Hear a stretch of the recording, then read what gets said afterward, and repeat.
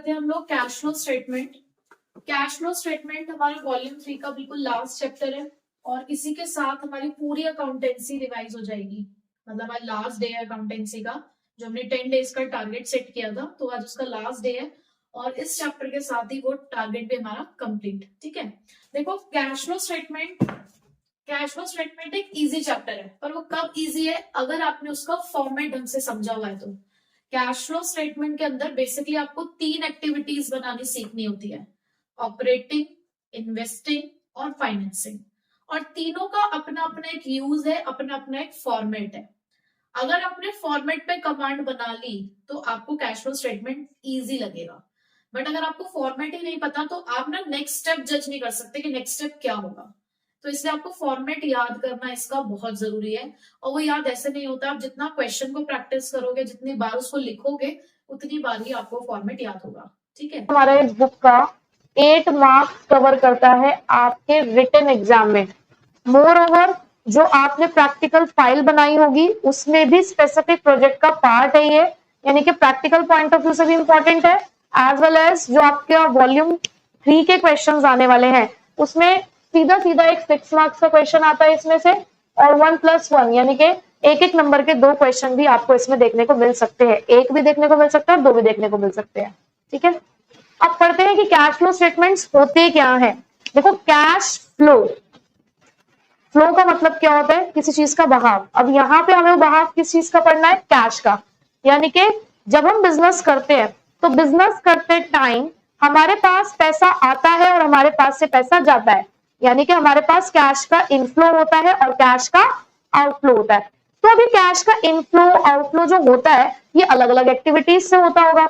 तो अगर हम ये जानना चाहते हैं कि हमारे पास लास्ट में हमारे हाथ में कैश है 2 लाख रुपए, हमने शुरुआत की थी इस बिजनेस के अंदर, जब स्टार्टिंग में हमने देखा, फाइनेंशियल ईयर के स्टार्टिंग में हमने देखा कि हमारे पास 5 लाख रुपए थे।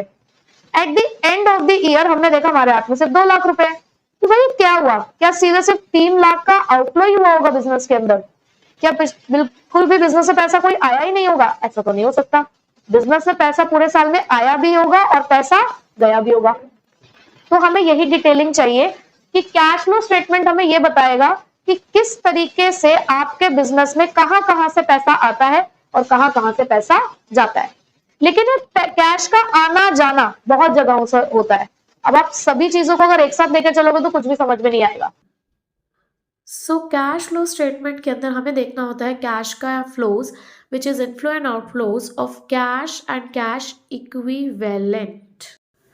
कैश एंड कैश इक्विवेलेंट का मतलब होता है कैश और उसके इक्विवेलेंट जो भी कुछ है। क्या हो सकता है वो, कैश एट बैंक हो सकता है, शॉर्ट टर्म इन्वेस्टमेंट हो सकती है, करंट इन्वेस्टमेंट हो सकती है जिसको हम मार्केटेबल सिक्योरिटीज़ भी कहते हैं।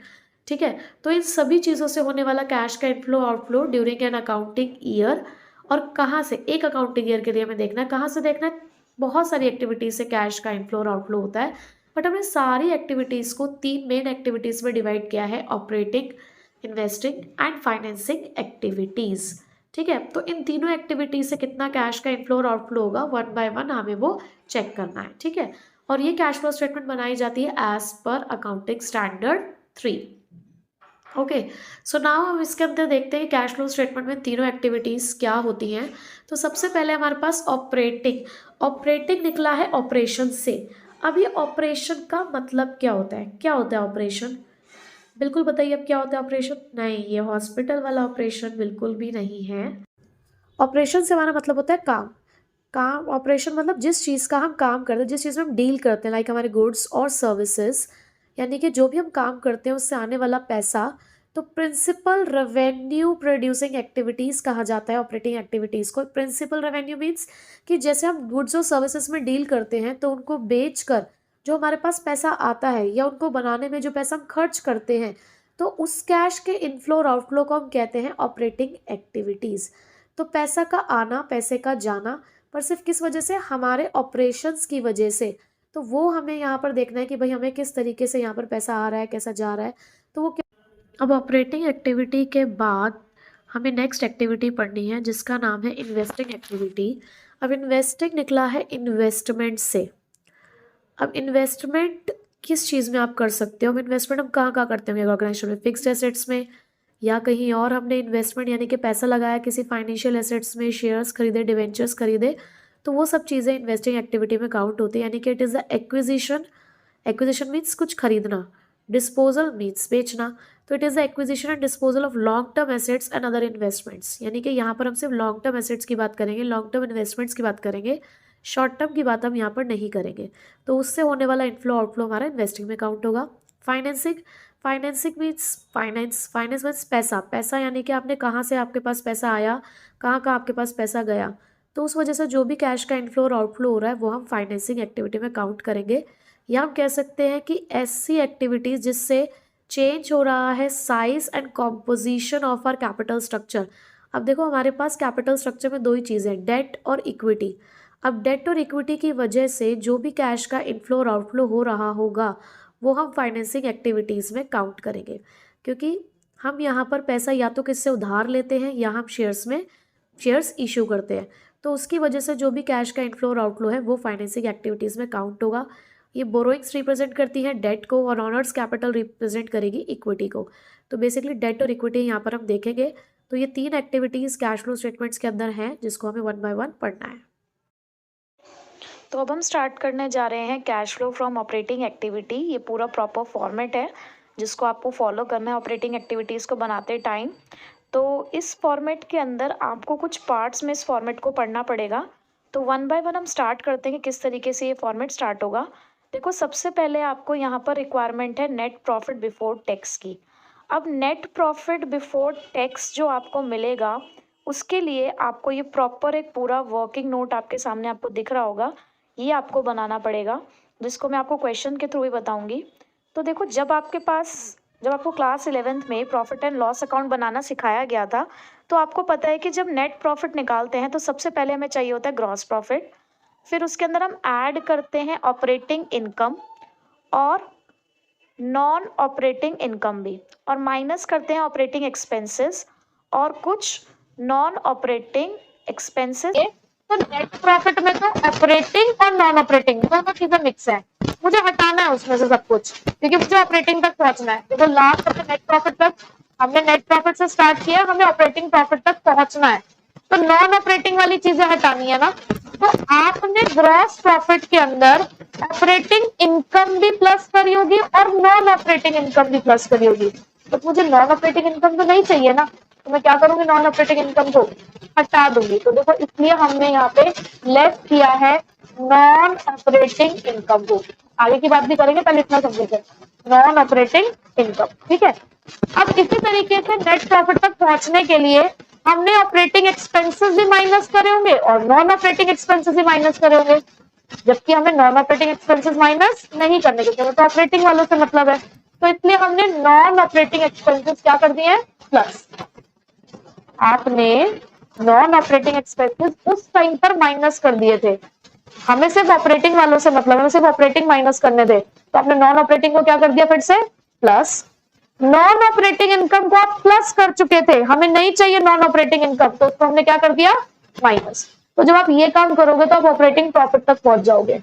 और अगर आप अकाउंटिंग रेशो पढ़ चुके हो तो उसमें आपने एक रेशो निकालना सीखा है, ऑपरेटिंग प्रॉफिट रेशो, उसमें आपने ऑपरेटिंग प्रॉफिट का फॉर्मूला भी यही पढ़ा है, ठीक है।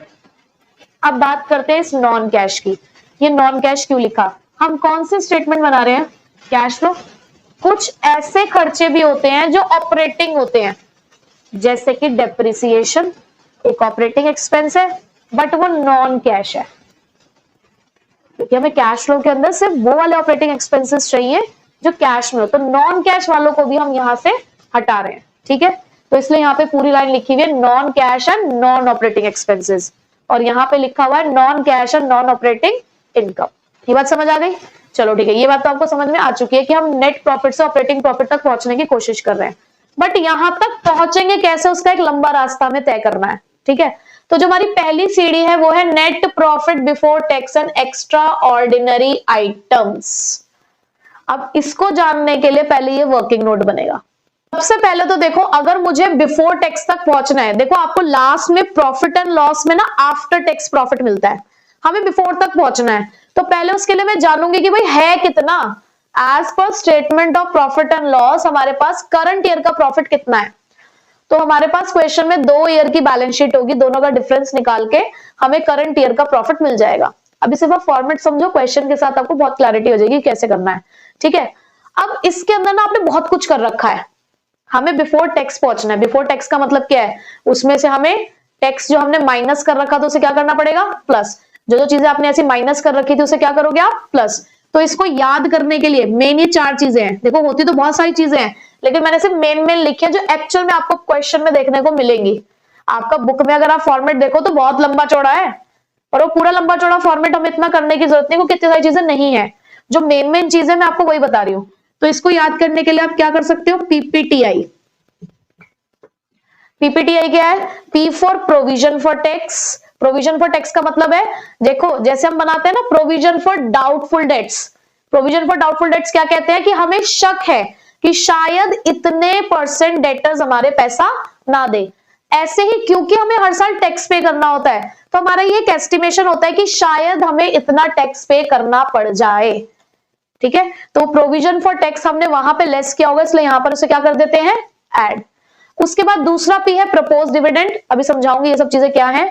फिर तीसरा है transfer to general reserve, T का मतलब। आई है हमारा इंटरिम डिविडेंड। ये सारी चीजें ना आपके लिए नहीं है, क्योंकि आपने पार्टनरशिप में ये सब चीजें कहीं नहीं पढ़ी है।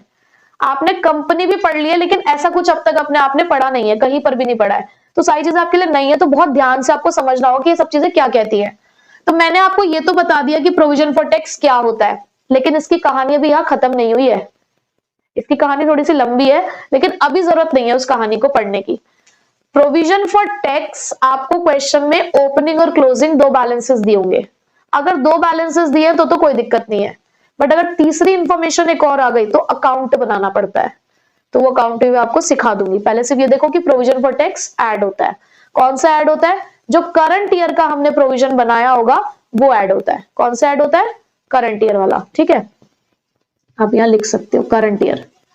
उसके बाद ये प्रपोज डिविडेंड क्या होता है, देखो आपको भी पता है कि हमारे यहाँ पे जो शेयर होल्डर पैसा लगाते हैं हमें उन्हें डिविडेंड देना होता है। अब हमारे पास 2 तरीके के शेयर कैपिटल्स हैं, equity as well as preference capital. देखो इक्विटी वालों को फिक्स रेट ऑफ डिविडेंड नहीं मिलता, लेकिन प्रेफरेंस वालों को फिक्स रेट ऑफ डिविडेंड मिलता है, जो हमें देना ही पड़ता है। क्या प्रेफरेंस वालों को पहले डिविडेंड दिया जाता है या इक्विटी वालों को, किसको पहले डिविडेंड पे किया जाता है, प्रेफरेंस या इक्विटी, प्रेफरेंस वालों को, उसके बाद इक्विटी वालों को मिलता है, ठीक है। तो इक्विटी वालों को जो डिविडेंड पे किया जाता है उसे इंटरिम डिविडेंड कहते हैं। इक्विटी शेयर होल्डर्स के ऊपर जो डिविडेंड पे किया जाता है उसे क्या बोलते हैं, interim dividend, which is not fixed. ये फिक्स नहीं होता, ये कंपनी हमारी डिक्लेयर करती है। जब कंपनी को लगता है कि उसके पास सरप्लसेस हैं, दिया जा सकता है डिविडेंड, तो वो डिक्लेयर कर देती है रैंडमली कभी भी, ठीक है। बट जो प्रपोज डिविडेंड होता है, जिसका दूसरा नाम फाइनल डिविडेंड भी है, फाइनल डिविडेंड बोले प्रपोज डिविडेंड बोले बात एक ही है, और ये दोनों पे किया जा सकता है, इक्विटी और प्रेफरेंस। ये फिक्स रेट ऑफ डिविडेंड है। कंपनी की एक एनुअल जनरल मीटिंग होती है at the end of the financial year, जो at the end of the financial year AGM में डिविडेंड डिक्लेयर किया जाता है। डिविडेंड क्या किया जाता है, डिक्लेयर। इस साल का डिक्लेरेशन नेक्स्ट ईयर पूरा किया जाता है। यानी कि अगर मैंने आज 31 मार्च को डिक्लेयर किया कि हमें अपने शेयर होल्डर्स को डिविडेंड पे करना है, तो वो पे नेक्स्ट ईयर किया जाएगा, ठीक है। बात समझ आ रही है। तो आपको दोनों डिविडेंड समझ में आ गए क्या होते हैं। प्रपोज डिविडेंड फाइनल डिविडेंड कहलाता है, जो प्रेफरेंस प्लस इक्विटी दोनों पे हो सकता है। इंटरिम किसके ऊपर होता है, सिर्फ इक्विटी पे। अगर कभी क्वेश्चन में इंटरिम डिविडेंड दे रखा है, प्रपोज की बात नहीं करी है, यानी कि प्रेफरेंस डिविडेंड की बात नहीं करी, तो आपको देना पड़ेगा, चाहे वो बोले चाहे ना बोले। अगर इंटरिम डिविडेंड है तो प्रेफरेंस डिविडेंड जरूर होगा, चाहे वो क्वेश्चन में बोले या ना बोले, आपको देना पड़ेगा अगर परसेंटेज है तो, ठीक है। ये बात समझ आ गई। अब ये पीपीटीआई के बाद एक्स्ट्रा ऑर्डिनरी एक्सपेंस भी लिखा है मैंने। अभी एक्स्ट्रा ऑर्डिनरी एक्सपेंस क्या होते हैं, कुछ नहीं है, एक नया सा नाम दे दिया, मॉडर्न सा, एक्स्ट्रा ऑर्डिनरी आइटम। हमने पढ़ा है ना abnormal profit, abnormal loss, abnormal losses और एबनॉर्मल गेन्स। तो ये जो आपके एक्स्ट्रा ऑर्डिनरी एक्सपेंसेस है ना, बेसिकली ये कुछ नहीं है, ये आपके एबनॉर्मल लॉस है, ठीक है। और ये जो एक्स्ट्रा ऑर्डिनरी इनकम लिखा हुआ है ये कुछ नहीं है, ये आपके एबनॉर्मल गेन है। लो देसी नाम लिख लो इसका साथ में, ठीक है, मॉडर्न नाम के साथ। अब एबनॉर्मल लॉस कौन से हुआ करते थे भाई? आग लग गई, अर्थक्वेक आ गया, उसकी वजह से आपको कोई आपकी चोरी हो गया सामान, उसकी वजह से कोई आपका खर्चा हो गया, वो सारे नुकसान आपके एबनॉर्मल है जो कभी कभी होते हैं। एबनॉर्मल गेन क्या है? तुमने समझदारी से इंश्योरेंस करा रखा था, अब क्योंकि तुमने इंश्योरेंस करा रखा था तो तुम्हें इंश्योरेंस क्लेम मिल गया। हमेशा थोड़ी मिलता है, कभी कभी मिलता है ना। तो कभी कभी मिलने वाले जो गेन्स होते हैं जो आपके बिजनेस ऑपरेशन से नहीं जुड़े, वो एबनॉर्मल गेन होते हैं। तो अगर आपके पास कोई इस तरीके का लॉस दे रखा है तो वो ऐड कर देना, और अगर कोई इनकम दे रखी है तो उसे लेस कर देना। बीच में एक और चीज है, रिफंड ऑफ टैक्स। कई बार क्या होता है कि जैसे हमने प्रोविजन ज्यादा का बनाया, हमने टैक्स ज्यादा पे कर दिया, लेकिन कई बार होता है ना कैशबैक, जैसे हम कहते हैं ना पेटीएम में कैशबैक आ रहा है तो वापसी आ रहा है आपके पास पैसा, ऐसे कई बार रिफंड ऑफ टैक्स भी हो जाता है, ठीक है। तो उस रिफंड ऑफ टैक्स को हम यहां से क्या कर देते हैं? माइनस, ठीक है। पर ये जो मैंने बाकी की चीजें बताई ना आपको, यहां से लेकर यहां तक, ये कभी कभी किसी किसी क्वेश्चन में देखने को मिलेंगी। मेन जो आपको याद रखना है वो क्या याद रखना है? पीपीटीआई। क्या है PPTI? Provision for tax, propose dividend, transfer to general reserve और इंटरिम डिविडेंड, ठीक है। जब इतना कर लोगे तब मिलेगा नेट प्रॉफिट या लॉस बिफोर टैक्स। जरूरी नहीं हमेशा प्रॉफिट ही मिले, अगर ये आंसर आपका नेगेटिव आता है तो आपको लॉस मिलेगा। तो प्रॉफिट भी हो सकता है और लॉस भी हो सकता है, ऐसा कोई हार्ड एंड फास्ट रूल नहीं है कि हमेशा प्रॉफिट होता है, ठीक है। यहां तक समझ आ चुका है? अब उसके बाद ऐड करेंगे non cash and non operating expenses, जिसको याद करने के लिए आप लिखिए पेड लीव। पेड लीव के अंदर क्या है? देखो, पी फॉर है प्रीमियम पेड, यानी कि अगर आपने प्रेफरेंस शेयर्स या डिबेंचर्स रिडीम करे हैं और रिडेम्पशन के टाइम पे आपको कोई प्रीमियम भरना पड़ा, ये पेड वर्ड लिखना बहुत जरूरी है। पेड नहीं लिखा इसका मतलब आपने प्रीमियम दिया नहीं है अभी, ठीक है। तो प्रीमियम पेड अगर दे रखा है तो वो आप यहां पर ऐड करोगे, क्योंकि ऑपरेटिंग एक्टिविटी नहीं है, ठीक है। ए फॉर है अमोर्टाइजेशन। अमोर्टाइजेशन का मतलब क्या होता है? इनटेंजिबल एसेट्स की वैल्यू का कम हो जाना। जैसे कि fixed assets, fix tangible assets की वैल्यू का कम हो जाना क्या कहलाता है? डेप्रिसिएशन। उसी तरीके से इनटेंजिबल एसेट्स की वैल्यू का कम हो जाना क्या कहलाता है? अमोर्टाइजेशन। काय को हंस रही हो? तो अमोर्टाइजेशन किस किस चीज का हो सकता है? ज्यादातर आपको यहां देखने को मिलेगी गुडविल, कभी कभी पेटेंट्स भी हो रहे होंगे, राइट ऑफ भी बोल सकते हो, अमोर्टाइज भी बोल सकते हो। उसके बाद है interest on long term borrowings. देखो, लॉन्ग टर्म और शॉर्ट टर्म बोरोइंग्स दोनों पे इंटरेस्ट हो सकता है, अगर दे रखा है तो आप दोनों को यहीं पे इंक्लूड करोगे, ठीक है। उसके बाद depreciation on fixed tangible asset, D for depreciation, और एल फॉर है loss on sale of fixed assets. ये EAV तो मैंने याद करने के लिए लीव बनाया है, जस्ट एक वर्ड, ठीक है। तो पेड लीव के अंदर P क्या है? प्रीमियम, A क्या है? अमोर्टाइजेशन, I क्या है? इंटरेस्ट, D क्या है? डेप्रिसिएशन, और L क्या है? लॉस ऑन सेल, ठीक है। जब आपको ये याद हो जाए, हालांकि सिर्फ ये 5 चीजें ही नहीं है, पर मैंने मेन 5 चीज लिखी है, ठीक है। सिर्फ ये 5 चीजें नहीं है, चीजें और भी हैं, मेन है ये। इससे बाहर रेयर ही आपको कोई चीज मिलेगी। जैसे क्या मिल गया? Preliminary expenses return of, discount on issue of debentures, ये मिल सकता है। प्रीलिमिनरी एक्सपेंसेस मिल सकता है उसका रिटर्न ऑफ होना, और प्रोविजन फॉर डाउटफुल डेट्स, ठीक है। पर बहुत रेयर क्वेश्चंस में आपको देखने को मिलेंगी, इसलिए मैंने वो चीजें यहां नहीं लिखी है। उसके बाद नॉन कैश और नॉन ऑपरेटिंग इनकम के अंदर है आपका ड्रिप। इसको आप याद करोगे ड्रिप से। यहां पर डी है डिविडेंड रिसीव्ड, आर है रेंट रिसीव्ड, आई है इंटरेस्ट रिसीव्ड, और पी है profit on sale of fixed asset, ठीक है। 4 ही है हमारे पास यहां पर operating income: dividend received, rent received, interest received, profit on sale, ठीक है। तो यहां तक जब आप कर लोगे तब आपको मिल जाएगा operating profit before working capital changes, ठीक है। अभी सिर्फ हमें यहीं तक का क्वेश्चन सॉल्व करना सीखना है, क्योंकि इसके आगे का कुछ खास नहीं है, मेन यही है। अगर आपने ऑपरेटिंग प्रॉफिट तक करना सीख लिया तो आपने आधा क्वेश्चन अपना ऑपरेटिंग का सॉल्व कर लिया है, बाकी तो कुछ नहीं बचेगा फिर ऑपरेटिंग में खास, ठीक है। हमने ऑपरेटिंग एक्टिविटी का फॉर्मेट पढ़ा, ठीक है, बट वो फॉर्मेट अभी कंप्लीट नहीं है। वो जस्ट हमने ये पढ़ा है कि किस तरीके से हम नेट प्रॉफिट से ऑपरेटिंग प्रॉफिट तक पहुंचेंगे। लेकिन नेट प्रॉफिट से ऑपरेटिंग प्रॉफिट तक पहुंचने के लिए भी एक लंबा रास्ता हमें तय करना पड़ता है। तो हम जस्ट उसकी एक पहली सीढ़ी की तरफ है, क्योंकि आपको ऑपरेटिंग एक्टिविटी को स्टार्ट करने के टाइम पहला काम करना होता है नेट प्रॉफिट बिफोर टैक्स निकालना, जिसके लिए मैंने आपको एक वर्किंग नोट बताया था। ठीक है, तो उस वर्किंग नोट को ही हम बनाना सीख रहे हैं पहले 8th क्वेश्चन के अंदर कि किस तरीके से वर्किंग नोट बनाया जाता है। तो 8th क्वेश्चन के अंदर देखिए क्या है, calculate net profit before tax and extraordinary items of Shiva limited from its balance sheet as at 31 March 2023। आपको प्रॉपर एक बैलेंस शीट दे रखी है।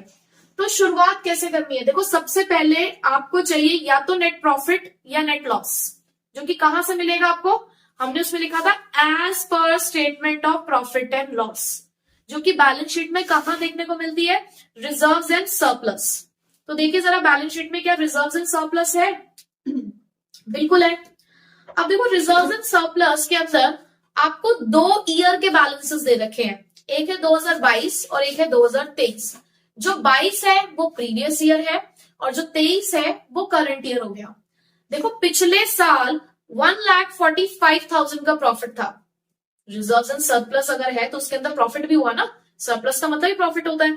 तो जो प्रॉफिट 2020-22 में 1,45,000 का था, 2023 में वो 2 लाख का हो गया।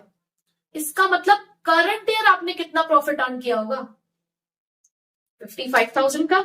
तो आप यहां पर शुरुआत इसी से करोगे, आप लिखोगे net profit as per statement of profit and loss, कितना है, जो कि 55,000। हमने कैसे निकाला है वो, करंट ईयर के प्रॉफिट में से प्रीवियस ईयर वाला प्रॉफिट माइनस किया है। ठीक है, अब इसमें ऐड क्या करते हैं, मैंने आपको पहले ही बोला था थोड़ा सा फॉर्मेट पे ध्यान देना है। मैं आपको इसके अंदर मेन चीज बताई थी पीपीटीआई, ये 4 चीजें जरूर याद रखनी है। तो मैं पहले वो 4 चीजें आपके लिए लिख देती हूँ यहाँ पर, जहां पर पहले पी का मतलब है प्रोविजन फॉर टैक्स, दूसरे पी का मतलब है प्रपोज्ड डिविडेंड, टी का मतलब है ट्रांसफर टू जनरल रिजर्व और आई का मतलब है इंटरिम डिविडेंड। ठीक है, तो देखिए जरा क्वेश्चन में क्या प्रोविजन फॉर टैक्स है। जो आपको क्वेश्चन में शॉर्ट टर्म प्रोविजंस दे रखे होते हैं, आपको प्रोविजन फॉर टैक्स वही मिलेगा। अब देखो शॉर्ट टर्म प्रोविजन के आगे नोट नंबर लिखा है, अगर कभी भी आपको बैलेंस शीट में किसी का नोट नंबर लिखा है तो नोट्स टू अकाउंट्स पे जाओ, वहां से पूरी डिटेल लो। तो देखो अगर आप देखें तो यहाँ पे प्रोविजन फॉर टैक्स के 2 बैलेंस है, 50,000 और 30,000, प्रीवियस ईयर 30 और करंट ईयर 50,000। क्या नीचे कोई और इन्फॉर्मेशन है प्रोविजन फॉर टैक्स की, क्या प्रोविजन फॉर टैक्स के बारे में कोई और इन्फॉर्मेशन दी है उन्होंने एडिशनल, नहीं दी ना।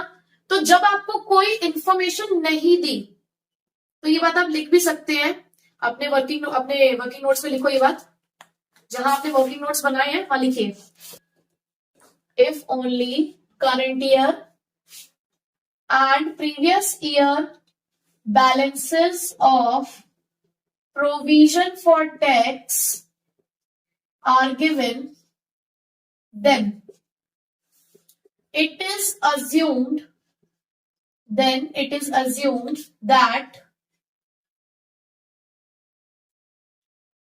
the provision for tax is current year balance, कि जो हमने इस साल प्रोविजन बनाया है वो हमारा करंट ईयर वाला बैलेंस है, and the tax paid is of previous year balance, यानी कि जो हमने पिछले साल प्रोविजन बनाया था वो तो हमने इस साल टैक्स पे कर दिया है, और इस साल हमने जो नया प्रोविजन बनाया है वो हमारा करंट ईयर का बैलेंस है।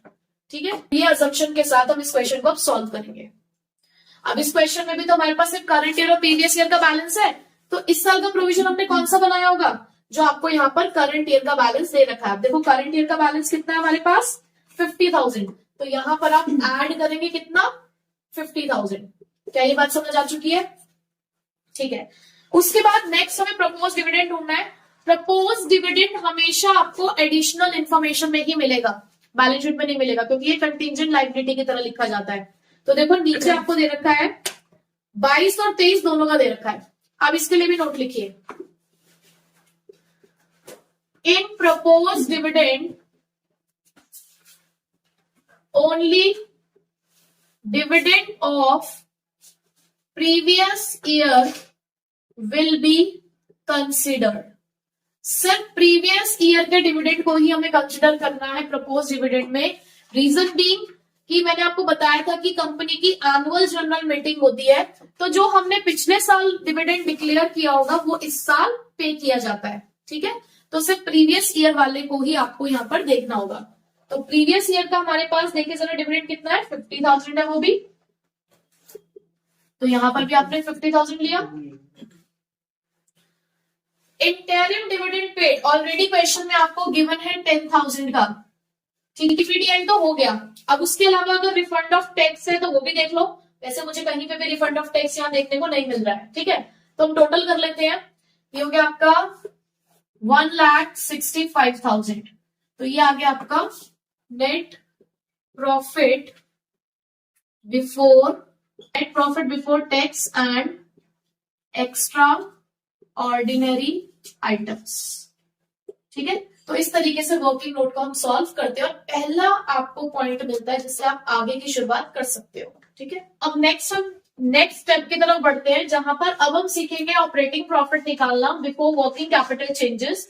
ठीक है, अब हम बढ़ते हैं नेक्स्ट स्टेप की तरफ। तो उसके लिए हम करेंगे क्वेश्चन नंबर 10, जो कि है calculation of operating profit before working capital changes. ठीक है, तो देखो क्वेश्चन में हमें ऑलरेडी फर्स्ट स्टेप उन्होंने करके दिया हुआ है, net profit before tax and extraordinary items, जो हमारी फर्स्ट रिक्वायरमेंट होती है, जिसका वर्किंग नोट बनाना जस्ट अभी हमने प्रीवियस क्वेश्चन में सीखा।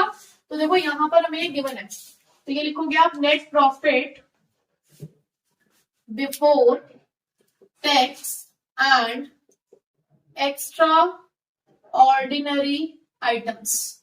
ठीक है, कितना दे रखा आपको निकाल के ये ऑलरेडी 4,47,000।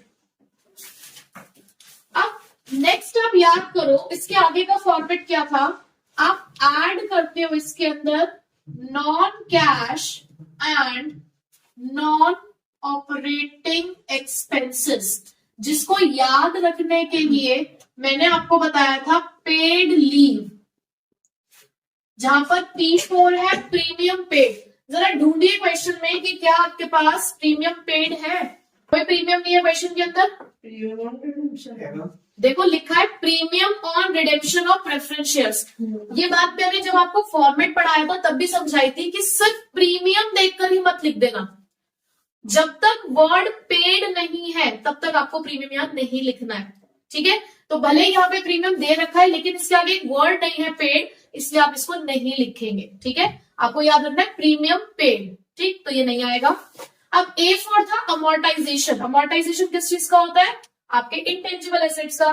देखिए जरा अमोर्टाइजेशन है क्या किसी चीज का, गुडविल अमोर्टाइज्ड दे रखा है, तो लिख देते हैं यहाँ पे गुडविल अमोर्टाइज्ड। कितना है आपके पास गुडविल अमोर्टाइज्ड, 18,600। उसके बाद आई था interest on long term and short term borrowings. देखिए जरा क्या क्वेश्चन में आपके पास इंटरेस्ट है, बिल्कुल है, interest on borrowings, interest on borrowings कितना दे रखा है वो आपको 16,800। उसके बाद है आई हमारा हो गया। उसके बाद है डी मीन्स डेप्रिसिएशन। तो आपको देखो क्वेश्चन में डेप्रिसिएशन भी दे रखा है, लिखा है ना डेप्रिसिएशन ऑन मशीनरी। तो देखो जरा कितना डेप्रिसिएशन हमारे पास 84,000। नेक्स्ट एल है हमारे पास लॉस ऑन सेल। देखो लॉस ऑन सेल भी है हमारे पास क्वेश्चन में, loss on sale of furniture कितना दे रखा है वो आपको, loss on sale of furniture 18,000। ठीक, क्लेम कंप्लीट हो चुका है। तो अब यहां पर आप इसका टोटल कर लीजिए कितना आ रहा है वो। तो इन चारों को ऐड करके हमारे पास आया है 1,37,400। आप इन दोनों को प्लस करेंगे तो आपको मिला 5,84,400। अब इसमें आप लेस क्या करते हो, non cash and non operating incomes. ठीक है, और इसको याद रखने के लिए मैंने आपको बताया था drip means D for dividend receive. देखिए जरा क्वेश्चन में डिविडेंड रिसीव्ड है क्या, बिल्कुल है। इंटरेस्ट एंड डिविडेंड रिसीव दोनों एक साथ दे रखा है, तो आप लिखोगे interest and dividend received on investment कितना दे रखा है वो आपको 27,600 और जस्ट बिकॉज ये लेस है तो आप इसको ब्रैकेट में यूज करेंगे। उसके बाद आई है इंटरेस्ट रिसीव, वो ऑलरेडी यहाँ पे कंप्लीट हो चुका है। आर रेंट रिसीव्ड, वो नहीं है क्वेश्चन में। P, P means profit on sale, profit बोलू गेन बोलू बात एक ही है, तो क्वेश्चन में वो भी आपको दे रखा है, gain on sale of investment. Very good, वो दे रखा है आपको 12,000, तो टोटल कर लेते हैं हम इसका, ये आ जाएगा 39,600। तो चलिए इसको माइनस करते हैं आप इसमें से, तो माइनस करके हमारे पास आएगा 5,44,800। तो ये हमारा निकल चुका है operating profit before working capital changes. अगर आपने इतना सीख लिया तो आपने ऑपरेटिंग को, मैं कहूंगी 50% सीख लिया आपने, ऑपरेटिंग 50% आपका यहाँ पे कवर हो गया है। ठीक है, हमने ऑपरेटिंग प्रॉफिट तक सीख लिया है कि अगर हमारे पास नेट प्रॉफिट है तो हम ऑपरेटिंग प्रॉफिट तक कैसे पहुंचेंगे। अब अगर हमें प्रॉपर पूरी ऑपरेटिंग एक्टिविटीज का कैश फ्लो निकालना है तो उसके आगे का जो फर्दर फॉर्मेट है हमारे पास वो ये है। तो जहां आपने ऑपरेटिंग प्रॉफिट तक फॉर्मेट लिखा है उसके आगे से आप कंटिन्यू करेंगे। तो मैंने यहाँ पर स्टार्टिंग में वही लिखा है कि यहां तक तो हम पहुंच चुके हैं। अब आप इसमें ऐड करेंगे इंक्रीज इन करंट लायबिलिटी। देखो आपने क्या लिखा है, आपने यहाँ लिखा है operating profit before working capital changes, और आपको पता है कि वर्किंग कैपिटल का मतलब क्या है, current assets minus current liability. इसका मतलब अब जो आगे का इफेक्ट हम देखेंगे वो करंट एसेट्स और करंट लायबिलिटी का देखेंगे कि करंट एसेट्स और करंट लायबिलिटी की वजह से कितना कैश का इनफ्लो या आउटफ्लो होता है। ठीक है, तो आप ऐड करोगे, अगर आपकी करंट लायबिलिटी आपको बढ़ती हुई दिख रही है, जैसे कि आपके क्रेडिटर्स बढ़ते हुए दिख रहे हो, आपको ये दिख रहा है कि आपके बिल्स पेबल बढ़ गए हैं, तो हम जनरली ये एज्यूम करेंगे कि इनकी वजह से कैश का इनफ्लो हुआ है। ठीक है, ऐसे ही अगर आपके करंट एसेट्स घट रहे हो तो जैसे कि डेटर्स कम हो गए, दैट मीन्स आपके डेटर्स ने आपको पैसा दे दिया, स्टॉक कम हो रहा है, इसका मतलब इन्वेंट्री सेल ऑफ हो रही है आपकी, तो ये हम इनफ्लोस के पॉइंट मानेंगे कि इन चीजों की वजह से इनफ्लो हो रहा है, और जस्ट बिकॉज इनफ्लो हो रहा है तो आप इसे क्या कर रहे हो, ऐड कर रहे हो। डिक्रीज इन करंट लायबिलिटी, अगर आपकी लायबिलिटीज कम हो रही हो, दैट मीन्स आपने क्रेडिटर्स को पे ऑफ कर रहे हो, बिल्स पेबल की पेमेंट कर रहे हो, तो आपके पास से आउटफ्लो हो रहा होगा ना। और करंट एसेट्स अगर बढ़ रहा है इसका मतलब सामान खरीद रहे हो, आपका स्टॉक बढ़ रहा है, इसका मतलब क्या आपने हो सकता है सामान खरीदा होगा, तो ये आउटफ्लोज को रिप्रेजेंट करता है। तो इसलिए इनफ्लोज रिप्रेजेंट करते हैं ये, इसलिए हमने इनको तो किया है ऐड, और ये आउटफ्लोज को रिप्रेजेंट करते हैं इसलिए इसको किया है हमने लेस।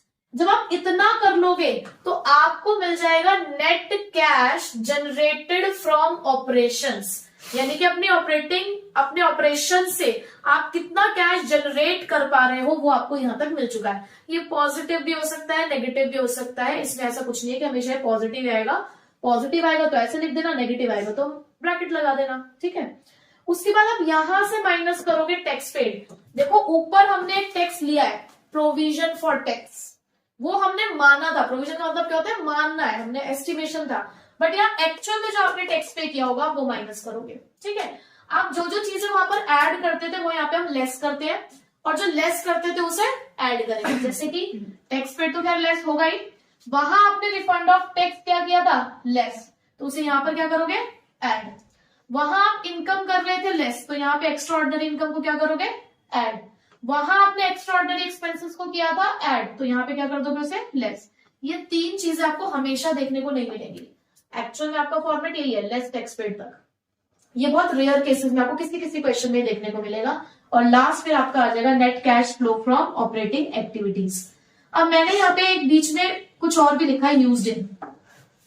अगर ये सब कुछ करके आपका आंसर पॉजिटिव आता है तो that means cash flow from है, और अगर यही आंसर नेगेटिव आता है तो यूज्ड इन वर्ड लिखा जाएगा। आप लिखोगे net cash used in operating activities. ठीक है, तो अब हम इससे रिलेटेड पूरा एक ऑपरेटिंग एक्टिविटी का क्वेश्चन कर लेते हैं, जिससे हम पूरा फॉर्मेट की क्लैरिटी मिल जाएगी। ठीक है, क्वेश्चन नंबर 20 करते हैं अब हम। इसमें सब कुछ कवर हो जाएगा, इसलिए मैंने ये वाला क्वेश्चन लिया है। इससे पहले वाले क्वेश्चंस जो है ना उसमें डायरेक्टली आपको सारी चीजें दे रखी हैं, तो उनको करने में आपको इतनी प्रॉब्लम नहीं आएगी।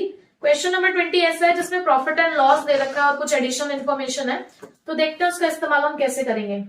सबसे पहला काम आप याद करो, cash flow from operating activity जब आप बनाते हो तो आपको चाहिए होता है नेट प्रॉफिट बिफोर टैक्स, जो कि आप वर्किंग नोट से निकालते हो।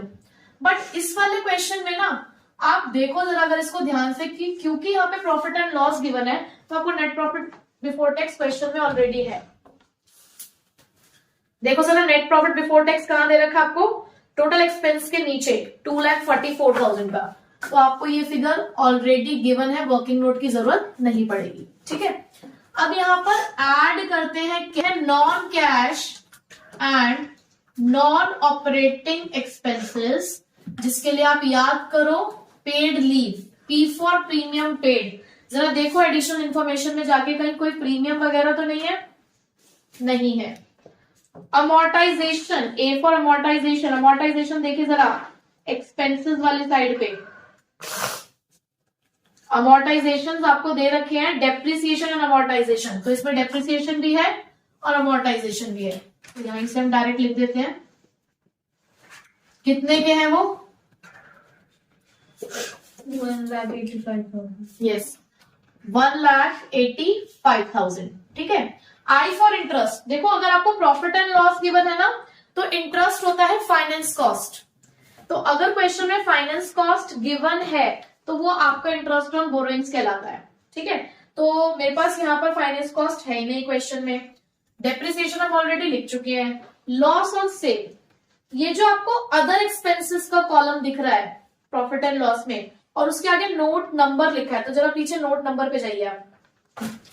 जब आप नोट पे जाएंगे तो यहां पर आपको दिख रहा होगा office expense, selling expense, loss on sale, मिल गया, loss on sale of asset, तो यहां पे लिख दोगे loss on sale of assets. कितने का लॉस हुआ है आपको, 36,000। ठीक है, और तो कुछ नहीं हमारे पास, तो इसको आप ऐड, तो ये आ जाएगा आपका 2,21,000, ऐड करोगे तो ये हो चुका है 4,65,000। ठीक है, अब इसमें से आप लेस क्या करते हो, non cash and non operating income, जिसको आप याद करने के लिए क्या लिखते हो, drip, dividend received, rent received, interest received, profit on sale.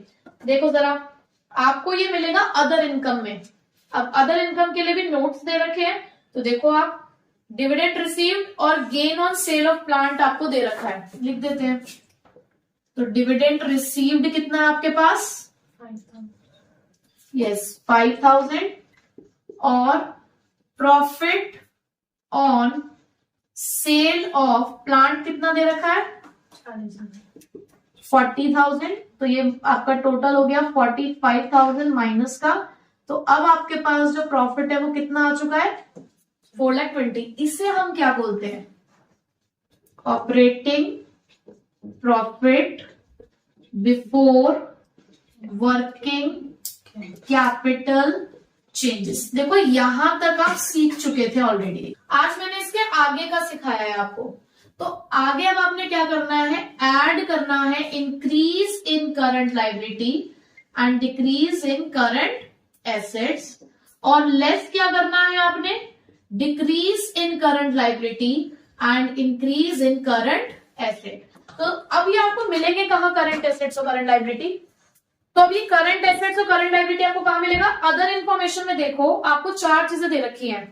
Trade payables current liability है, देखो करंट लायबिलिटी आपकी पहले ये 2,50,000 की थी, अब ये 2,78,000 की हो चुकी है, इसका मतलब ये कितने से बढ़ गई है, 28,000 से। क्या हुआ सूरज जी, तो ये इंक्रीज हो गई है, तो आप इसे यहां लिखोगे ट्रेड पेबल्स 28,000।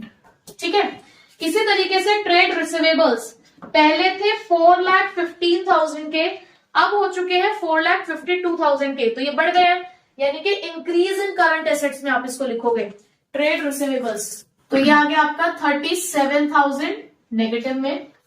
ऐसे ही ऑफिस एक्सपेंसेस आउटस्टैंडिंग लायबिलिटी है, पहले 5,000 की थी, अब है ही नहीं, इसका मतलब कम हो गई है, तो आप यहां लिखोगे आउटस्टैंडिंग ऑफिस एक्सपेंसेस 5,000।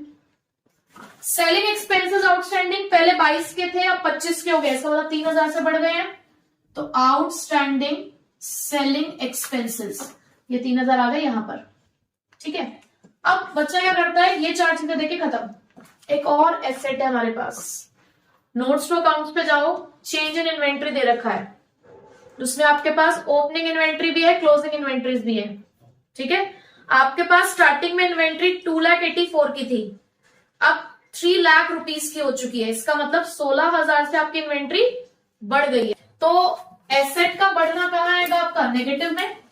तो यहां आप लिखोगे इन्वेंट्रीज 16,000। अब बस हमें टोटल्स लिखने हैं। यहां आ जाएगा 31,000, तो ये हो गया 4,51,000। माइनस करोगे उसमें से कितना, 58,000 आप माइनस करोगे तो कितना प्रॉफिट बचा आपके पास, कितना बचा आपके पास, 3,93,000। इसको आप लिखोगे net cash generated from operations. अब आपको लास्ट काम क्या करना है, टैक्स पेड। तो यहां पर हम करते हैं लेस टैक्स पेड।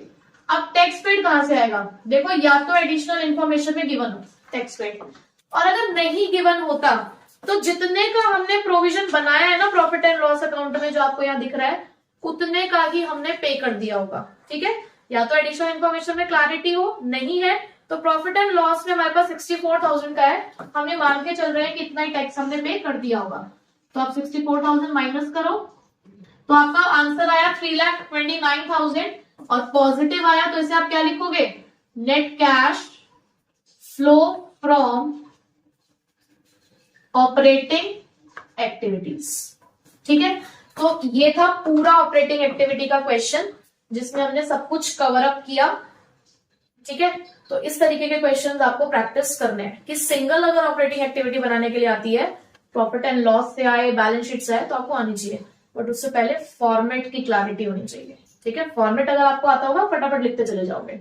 ठीक, कैश फ्लो स्टेटमेंट के अंदर हम लोग ऑपरेटिंग एक्टिविटीज बनाना सीख चुके हैं, हमने इसके क्वेश्चंस भी कर लिए। हमने ऑपरेटिंग एक्टिविटी का एक पूरा क्वेश्चन कर लिया है कि किस तरीके से नेट प्रॉफिट से लेकर हम net cash flow from operating activities तक पहुंचते हैं। ठीक है, आज हम कैश फ्लो स्टेटमेंट के अंदर पढ़ने जा रहे हैं उसकी second activity, which is cash flow from investing activities. ठीक है, यानी कि हम जहां जहां पर भी इन्वेस्टमेंट कर रहे हैं उनकी वजह से किस तरीके से कैश का इनफ्लो है और कैश का आउटफ्लो है। तो आप इन्वेस्टमेंट कहाँ करते हो, इन्वेस्टमेंट की अगर हम बात करें यहाँ पर, तो इन्वेस्टमेंट कहाँ होती है, लॉन्ग टर्म सोर्सेज में भी होती है, शॉर्ट टर्म सोर्सेज में भी होती है। आप लॉन्ग टर्म एसेट्स में भी पैसा लगाते हो, आप शॉर्ट टर्म एसेट्स में भी पैसा लगाते हो, यानी कि करंट एसेट्स और fixed assets. But current assets की बात हम ऑलरेडी ऑपरेटिंग एक्टिविटीज में कर चुके हैं, इसलिए यहां हम करंट एसेट्स की बात नहीं करेंगे। यहां हम किसकी बात करेंगे कि अगर हमने इन्वेस्टमेंट करी है फिक्स्ड एसेट्स के अंदर, तो हम यहाँ उसकी बात करेंगे। ठीक, दूसरी हमारी प्योर इन्वेस्टमेंट्स, यानी कि जिनको हम नॉन करंट इन्वेस्टमेंट्स कहते हैं, तो यहाँ पर आप जब इन्वेस्टिंग एक्टिविटी की बात करोगे तो आपको पूरा क्वेश्चन देखने की जरूरत नहीं है। भाई देखो, ऑपरेटिंग एक्टिविटी तो हमारे बिजनेस ऑपरेशन से जुड़ी थी, तो हमें सब कुछ देखना पड़ रहा था, लेकिन जब आप इन्वेस्टिंग एक्टिविटीज बनाओगे तो आपको बहुत कुछ ज्यादा याद रखने की जरूरत नहीं है। देखो, फॉर्मेट भी बिल्कुल छोटा सा है, जहां ऑपरेटिंग एक्टिविटी का फॉर्मेट हमने 2 बारी में पढ़ा है और वर्किंग नोट अलग था, यहाँ पर इन्वेस्टिंग एक्टिविटी का फॉर्मेट आपको बहुत छोटा सा दिख रहा है। तो आपको मेन 3 चीजों पे फोकस करना है अगर आप इन्वेस्टिंग एक्टिविटी बना रहे हो तो। एक तो आपके नॉन करंट एसेट्स, आपकी नॉन करंट इन्वेस्टमेंट्स, और अगर एडजस्टमेंट में उसके बारे में कोई बात कह रखी है तो, मतलब एडिशनल इन्फॉर्मेशन होती है क्वेश्चन में, अगर उसमें कोई बात कह रखी है तो वो आपको ध्यान रखनी है। ठीक है, अब इन्वेस्टिंग एक्टिविटी से कैसे इनफ्लो और आउटफ्लो होता है। देखो, अगर आपने अपने फिक्स्ड एसेट्स बेचे, आपने फिक्स्ड एसेट्स खरीद रखे थे, अब आपने वो बेच दिए, तो पैसा आएगा या जाएगा, पैसा आएगा, यानी कि इनफ्लो को रिप्रेजेंट करता है। तो पहले हमने लिखा सेल ऑफ फिक्स्ड एसेट्स। अब देखो, फिक्स्ड एसेट्स में दोनों ही आते हैं, चाहे वो टेंजिबल हो चाहे इनटेंजिबल हो। आपको बैलेंस शीट में ये मिलता है प्रॉपर्टी प्लांट एंड इक्विपमेंट के नाम से भी। ठीक है, उसके बाद sale of non current investment, इसी तरीके से अगर आप अपने इन्वेस्टमेंट्स को बेच रहे हो तो वो भी इनफ्लो को रिप्रेजेंट करती है, तो वो भी हमारे पास ऐड हो जाएगा।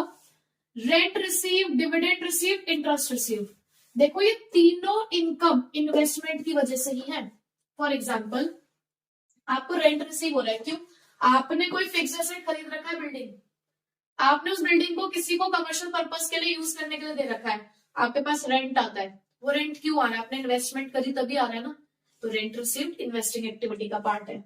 डिविडेंड रिसीव, आपने किसी कंपनी के शेयर्स खरीद रखे हैं, किसी कंपनी के शेयर खरीदना इन्वेस्टमेंट ही कहलाता है, तो वो आपको इन्वेस्टमेंट पे रिटर्न आ रहा है, तो डिविडेंड रिसीव्ड भी यहाँ आता है। इन रेंट, डिविडेंड और इंटरेस्ट, ये तीनों चीजें आपकी इन्वेस्टिंग एक्टिविटी का रिटर्न है, तो यहाँ के इनफ्लो में इसको हम ऐड करेंगे, ठीक है। उसके बाद इसी का अपोजिट, अगर आपने फिक्स एसेट्स खरीदे हो तो आउटफ्लो होगा ना, तो इसलिए परचेज ऑफ फिक्स एसेट्स आपके नेगेटिव बैलेंस को शो करता है क्योंकि ये आउटफ्लो है। ऐसे ही purchase of non current investments outflow को रिप्रेजेंट करता है। अब ये गलती मत कर देना, रेंट पे, डिविडेंड पे, इंटरेस्ट पे यहाँ लिख दो, नहीं, ये नहीं करना, क्योंकि वो इन्वेस्टिंग एक्टिविटी का पार्ट नहीं है, ठीक है। इंटरेस्ट पेड करने का मतलब क्या हुआ, आपने किससे पैसा उधार लिया है, तो वो फाइनेंस है, वो फाइनेंसिंग एक्टिविटी में आएगा, यहाँ नहीं आएगा, ठीक है। तो सिर्फ रेंट, डिविडेंड और इंटरेस्ट रिसीव्ड ही यहाँ पर आपने लिखने हैं। क्लियर हो गया फॉर्मेट? सिंपल क्या है, sale and purchase of fixed assets, sale and purchase of non current investments, rent received, interest received, dividend received, that's it, ठीक है। तो अब इसका एक क्वेश्चन कर लेते हैं, लेकिन एक चीज और मैं आपको इसमें बता दूं, वर्किंग नोट। कभी कभी आपको इन्वेस्टिंग एक्टिविटी में कुछ वर्किंग नोट्स बनाने पड़ेंगे, क्यों? क्योंकि देखो मुझे ना एसेट की सेल परचेज चाहिए। अब क्वेश्चन में क्या होगा, आपके पास ओपनिंग बैलेंस होगा, क्लोजिंग बैलेंस होगा, और नीचे इंफॉर्मेशन होगी कि हमने एक एसेट बेचा है, तो कहीं ना कहीं आपकी वहां पे परचेज भी होगी, तो परचेज डायरेक्ट में दे रखी होती है, हमें निकालनी पड़ती है। तो कैसे निकालेंगे हम, एसेट अकाउंट बना के। ये आप पढ़ चुके हो ऑलरेडी, आपने 11th के बचपन में पढ़ा है, कॉमर्स के बचपन में आप ये एसेट अकाउंट बनाना सीख चुके हो। कैसे बनता है, fixed assets, opening balance, closing balance, ठीक है। अगर आपने कोई एसेट बेचा तो by bank account, sale value आ जाएगी। आपने उस एसेट पे अब तक जितना भी डेप्रिसिएशन लगाया होगा, ये सब कब आएगा, जब आप सेपरेट अकाउंट मेंटेन करते हो डेप्रिसिएशन का, ये सब तब आता है। तो बाय एक्यूमुलेटेड डेप्रिसिएशन, बेचने पर अगर लॉस हुआ तो इधर, प्रॉफिट हुआ तो इधर। बैलेंसिंग फिगर से ज्यादातर आपकी ये वाली वैल्यू निकलती है टू बैंक अकाउंट। और इन्वेस्टिंग में मुझे सिर्फ इन्हीं दो वैल्यू से फर्क पड़ता है, क्योंकि मुझे यही दो तो रिकॉर्ड करनी है, purchase of fixed asset, sale of fixed asset. तो इस वाले का काम क्या है, एक्यूमुलेटेड डेप्रिसिएशन का।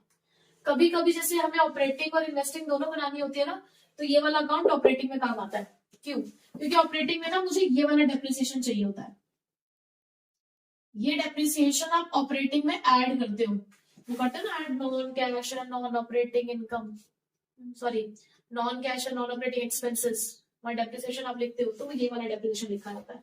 तो क्या होता है, क्वेश्चन में आपको ओपनिंग बैलेंस दे रखा होता है, क्लोजिंग बैलेंस दे रखा होता है, ये वाला डेप्रिसिएशन दे रखा होता है कि जिस एसेट को हमने बेचा उसके ऊपर अब तक का डेप्रिसिएशन बैलेंसिंग फिगर से ही आ जाता है, ठीक है। तो ये ऑपरेटिंग में इस्तेमाल होने वाली चीज है, तो वहां आपका ये यूज होगा। आपका ये वाला बैंक अकाउंट कहाँ आएगा, ये बैंक अकाउंट आएगा आपका इन्वेस्टिंग में, और ये वाला बैंक अकाउंट कहाँ आएगा, इन्वेस्टिंग में। और देखो प्रॉफिट और लॉस आप कहाँ यूज करते हो, ऑपरेटिंग में। याद करो, होता है या नहीं होता use, loss on sale of fixed asset, profit on sale of fixed asset, करते हो ना यूज। तो हर चीज का कहीं ना कहीं यूज है। क्लियर हो गया वर्किंग नोट? क्वेश्चन से आपको ज्यादा क्लियर होगा, ठीक है। तो अब इससे रिलेटेड हम क्वेश्चन नंबर 24 कर लेते हैं। देखो जरा क्वेश्चन क्या है, from the following information calculate the cash flow from investing activity. हमें इन्वेस्टिंग एक्टिविटी से कैश फ्लो निकालना है। आपको मशीनरी दे रखी है एट कॉस्ट, जो अभी मैंने आपको फॉर्मेट बताया ना, एसेट अकाउंट और डेप्रिसिएशन अकाउंट, वो एट कॉस्ट वाला ही है। अगर बुक वैल्यू है या WDV है तो एक ही अकाउंट बनता है, फिर डेप्रिसिएशन अकाउंट अलग से नहीं बनता, ठीक है। अब देखो क्वेश्चन में आपको मशीनरी भी दे रखी है, एक्यूमुलेटेड डेप्रिसिएशन का ओपनिंग क्लोजिंग बैलेंस भी है, पेटेंट्स है हमारे पास, और नीचे एडिशनल इन्फॉर्मेशन है। देखो अगर एडिशनल इन्फॉर्मेशन है तो आपने ना डायरेक्ट आंसर नहीं निकालना, पहले अकाउंट बनाने हैं तभी आंसर निकालना है, ठीक है। बिल्कुल भी जल्दबाजी नहीं करनी है, डिफरेंस निकाल दिया और हमें परचेज और सेल मिल गया। जैसे कि अगर क्लोजिंग बैलेंसेस की बात करूं तो मशीन का क्लोजिंग बैलेंस 10 लाख है और ओपनिंग बैलेंस 9.5 लाख है, तो देखकर तो ये लग रहा है कि 50,000 की मशीन हमने खरीदी है, बट ऐसा नहीं है, मसला कुछ और ही है यहाँ। तो उसके लिए पहले हमें क्या करना पड़ेगा, अकाउंट बनाना पड़ेगा। तो चलो पहले अकाउंट बना लेते हैं। वर्किंग नोट के अंदर हम बनाते हैं अपना मशीनरी अकाउंट, ठीक है। मैं टी शेप अकाउंट बना रही हूँ, आप अपना प्रॉपर अकाउंट बनाइएगा, ठीक है। सबसे पहले यहाँ पर हम लिखते हैं टू बैलेंस BD, यानी कि हमारा ओपनिंग बैलेंस जो कि है हमारे पास 9.5 लाख। फिर आप यहाँ लिखेंगे closing balance by balance CD जो कि है हमारे पास 10 लाख। आगे बढ़ते हैं, लिखा है during the year machine costing ₹90,000 with accumulated depreciation of 60,000 was sold for 50,000। अब इतना सब कुछ कह गए वो, क्या कहा उन्होंने, बहुत सिंपल सी बात बोली। उन्होंने बोला मशीन कॉस्टिंग ₹90,000, यानी कि जिसको आपने खरीदा था 90,000 का, जिस पर अब तक का डेप्रिसिएशन 60,000 है। जब आपने उसको खरीदा था तब वो 90 की थी, आपने 60,000 का डेप्रिसिएशन लगा दिया, 60,000 का डेप्रिसिएशन आपने लगा दिया, तो आज की डेट में उसकी वैल्यू कितनी है, बुक वैल्यू 30,000। आप उस 30,000 की चीज को कितने का बेच रहे हो, 50,000 का। ये तो बहुत बढ़िया बात हो गई, 20,000 रुपए एक्स्ट्रा आ रहे हैं, which is profit on sale. बात समझ आ गई। 90,000 का था, अब तक 60,000 का डेप्रिसिएशन लगा, आज के डेट में 30,000 की है, 30,000 की चीज आप 50,000 की बेच रहे हो, तो आपको हो गया प्रॉफिट। अब इन सब चीजों को अकाउंट में कैसे शो करना है, आप यहाँ पे सबसे पहले लिखेंगे बाय बैंक अकाउंट, कितने का बेचा, 50,000, बाय एक्यूमुलेटेड डेप्रिसिएशन अकाउंट, अब तक कितना डेप्रिसिएशन लग चुका है, 60,000, बेचने पर आपको हुआ है प्रॉफिट। वैसे यहां to statement of profit and loss लिखेंगे, ठीक है। कितने का प्रॉफिट हुआ है आपको, 20,000 का, ठीक। बैलेंस करो जरा यार, आपका 11,10,000, 11,10,000 में से 9,70,000 माइनस करोगे तो कितना आएगा, 11,10,000 में से आपने 9,70,000 माइनस किया, 1,40,000 आ गया। तो देखो कितने की परचेज निकल रही है, 1,40,000। हमें मिल गए दो अमाउंट जो मेन हमें चाहिए थे, ये सेल को रिप्रेजेंट करता है और ये परचेज को। तो आप इसे ऐसे लिखोगे, पहले सेल वाला लिखेंगे, इन्फ्लोस वाली चीज, सेल ऑफ मशीनरी, कितने की बेची आपने, 50,000, थोड़ा सा गैप छोड़ के परचेज ऑफ मशीनरी, इसकी कैलकुलेशन आपने वर्किंग नोट नंबर 1 में करी है। कितने की परचेज करी आपने, 1,40,000, क्योंकि ये आपके लिए नेगेटिव अमाउंट है, तो ब्रैकेट में। यहां तक कोई दिक्कत नहीं, आगे चलते हैं। आगे उन्होंने पेटेंट्स दे रखे हैं, ये भी मैं देखूं तो 3 लाख से 2 लाख हो रहे हैं, तो कम हो रहा है, सेल भी कह सकते हो, रिटर्न ऑफ भी कह सकते हो। अब इसकी क्लैरिटी कैसे होगी, नीचे इसके बारे में भी एक वर्किंग नोट है, नीचे इसके बारे में भी एक एडिशनल इन्फॉर्मेशन दे रखी है, that patents return of for 50,000 कि हुए हैं रिटर्न ऑफ, लेकिन 50,000 के हुए सिर्फ। While a part of patents were sold, part of patent, ये नहीं बताया कितने के बिके हैं, ये बताया कि कुछ पेटेंट्स हमारे बिक गए हैं 40,000 के प्रॉफिट पे। अब मुझे नहीं पता कितने के बिके हैं, या हो सकता है कुछ खरीदा भी हो, तो अकाउंट बना के ही क्लैरिटी आएगी, ठीक है। तो बनाते हैं, पेटेंट का भी बिल्कुल वैसे ही बनेगा जैसे आप नॉर्मल अदर एसेट्स के अकाउंट बनाते हो। अब आप बनाने जा रहे हो अपना working note number 2, patent account. सबसे पहले क्या करोगे, टू बैलेंस बीडी, कितने का बैलेंस है आपके पास पेटेंट्स का, स्टार्टिंग में 3 लाख के थे, एंड में आपके पास कितने बच रहे हैं, 2 लाख के, ठीक है। उन्होंने बोला कि आपके 50,000 के पेटेंट्स रिटर्न ऑफ हो गए, रिटर्न ऑफ मतलब कम हो गए, तो वो लिखते हैं प्रॉफिट एंड लॉस अकाउंट में। अगर आप ऑपरेटिंग एक्टिविटी बना रहे होते तो ये वाला उसमें आता, non cash and non operating expenses में, अमोर्टाइज्ड, ठीक है, इंटेंजिबल एसेट है ना। उसके बाद उन्होंने बोला कुछ बेचे हैं, कितने के प्रॉफिट पे, उन्होंने बोला 40,000 के प्रॉफिट पे आपने कुछ पेटेंट्स बेचे हैं, तो प्रॉफिट तो हमें पता है ना कि यहाँ लिखा जाता है, तो हम लिख देते हैं। इसके अलावा कोई और इन्फॉर्मेशन नहीं है हमारे पास क्वेश्चन में, तो ठीक है, बैलेंस करते हैं। देखो इधर का टोटल है 3,40,000 और इधर का टोटल भी 3,40,000 होना चाहिए, जबकि यहाँ तो सिर्फ 2.5 लाख लिखा है। कितने से डिफरेंस आ रहा है, 90,000 से, तो आप यहाँ 90,000 लिख दोगे, दैट मीन्स आपने पेटेंट्स 90,000 के बेचे हैं। मिल गई ना sale value, sale of intangible asset, sale of patents 90,000 पर पॉजिटिव वालों का टोटल करो 1,40,000, नेगेटिव देखो वो भी 1,40,000 आ रहा है, तो आपका आंसर यहाँ पे बाय चांस क्या आ गया है, निल, ठीक है। तो आप इसको क्या लिख दोगे, net cash flow from investing activities. ठीक है, अब एक और क्वेश्चन देखते हैं, क्वेश्चन नंबर 29। इसमें थोड़ी सी इंफॉर्मेशन अब ज्यादा है हमारे पास। क्वेश्चन है calculate the cash flow from investing activities from the following. आपके पास बहुत सारे एसेट्स दे रखे हैं और नीचे एडिशनल इन्फॉर्मेशन भी काफी सारी है आपके पास, ठीक है। तो थोड़ा सा ध्यान से करेंगे क्वेश्चन को। सबसे पहले लिखा है इन्वेस्टमेंट इन लैंड, ओपनिंग और क्लोजिंग बैलेंसेस दोनों सेम है। तो नीचे जरा लैंड के बारे में कुछ अगर इन्फॉर्मेशन है तो हम वो पढ़ लेते हैं। लिखा है a piece of land was purchased as an investment out of surplus, it was let out for the commercial purpose and the rent received was 20,000। उन्होंने कहा हमारे पास कोई पीस ऑफ लैंड था, हमने कमर्शियल पर्पस के लिए दिया, वहां से हमारे पास से रेंट आता है। रेंट रिसीव्ड दे रखा है आपको क्वेश्चन के अंदर, तो लिखोगे या नहीं लिखोगे इन्वेस्टिंग में? बिल्कुल लिखोगे, इन्वेस्टिंग का पार्ट होता है। तो आप यहाँ पे लिख दोगे रेंट रिसीव्ड, कितना? 20,000, ठीक है। उसके बाद next shares in Damodar limited.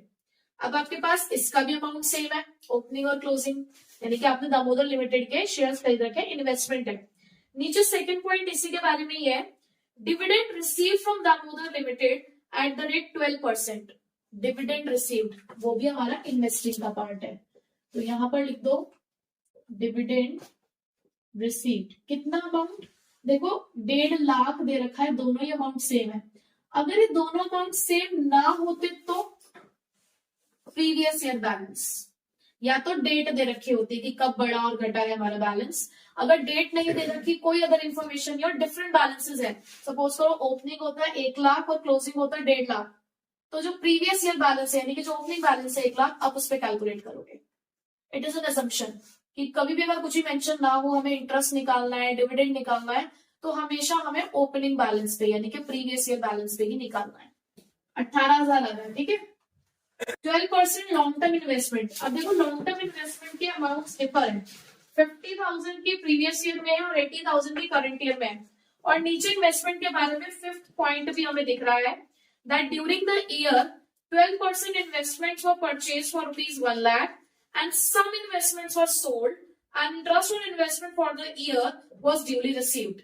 तो दो एडजस्टमेंट है बेसिकली इसमें, इंटरेस्ट रिसीव्ड की भी है और इन्वेस्टमेंट की भी है, ठीक है। तो देखते हैं जरा, आप अकाउंट बनाओगे,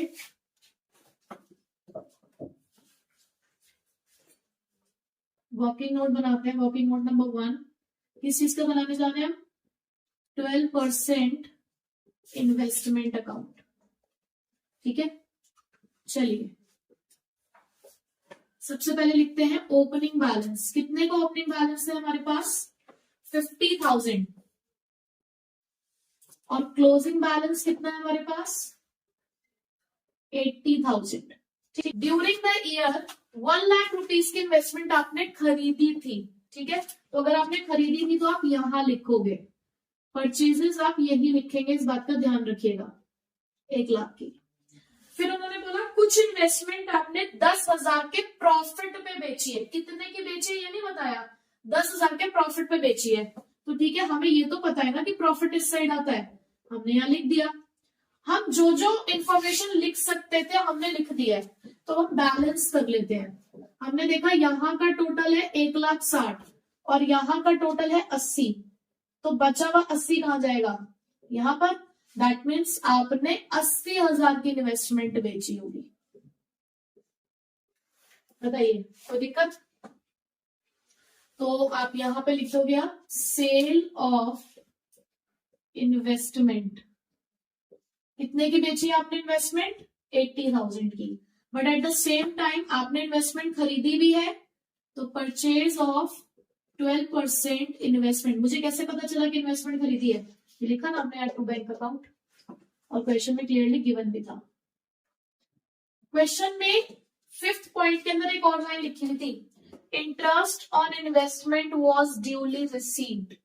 अब कैसे इंटरेस्ट कैलकुलेट करेंगे आप? पहले तो आप मुझे बताओ इंटरेस्ट का रेट क्या है? 12%, क्योंकि उसके आगे वही प्रीफिक्स है। कौन से अमाउंट पे कैलकुलेट करोगे? यस, प्रीवियस ईयर, जो कि कितना है आपके पास? 50,000, ठीक है। तो आप यहां लिखोगे इंटरेस्ट रिसीव्ड 50,000 इंटू 12%, तो ये आ गया आपका 6,000। ठीक है, आगे चलते हैं। प्लांट एंड मशीनरी, अब मुझे सीधे सीधे दिख रहा है नीचे की प्लांट एंड मशीनरी में भी कुछ एडजस्टमेंट है। ठीक है, तो इसका मतलब इसका भी हमें क्या बनाना पड़ेगा, अकाउंट बनाना पड़ेगा, plant and machinery account. Short में मैं लिख रही हूं, आप नहीं लिखेंगे। सबसे पहले to balance reading, opening balance कितना है हमारे पास, previous year balance 6 lakh, by balance reading, current year balance कितना है 7,50,000। आगे देखते हैं क्या लिखा है।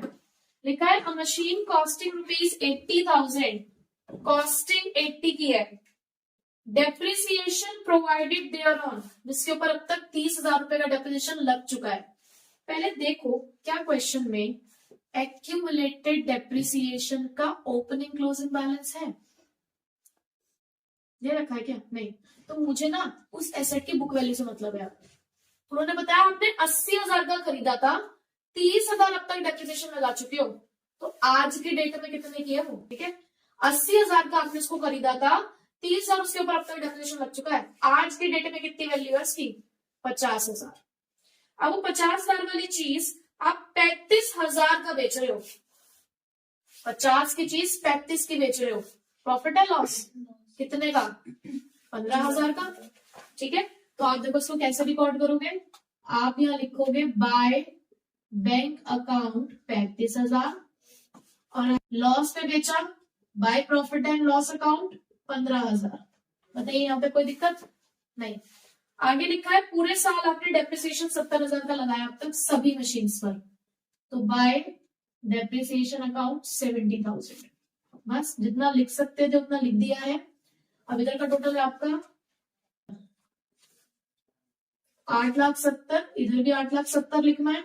तो जो डिफरेंस आ रहा है बेसिकली वो क्या है आपके लिए, जो डिफरेंस है वो आपके लिए है परचेज, कितना 2,70,000।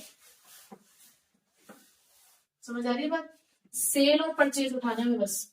हमने उठाया यहां से sale of plant and machinery, कितने की सेल करी हमने 35,000 की, और खरीदी कितने की है 2,70,000।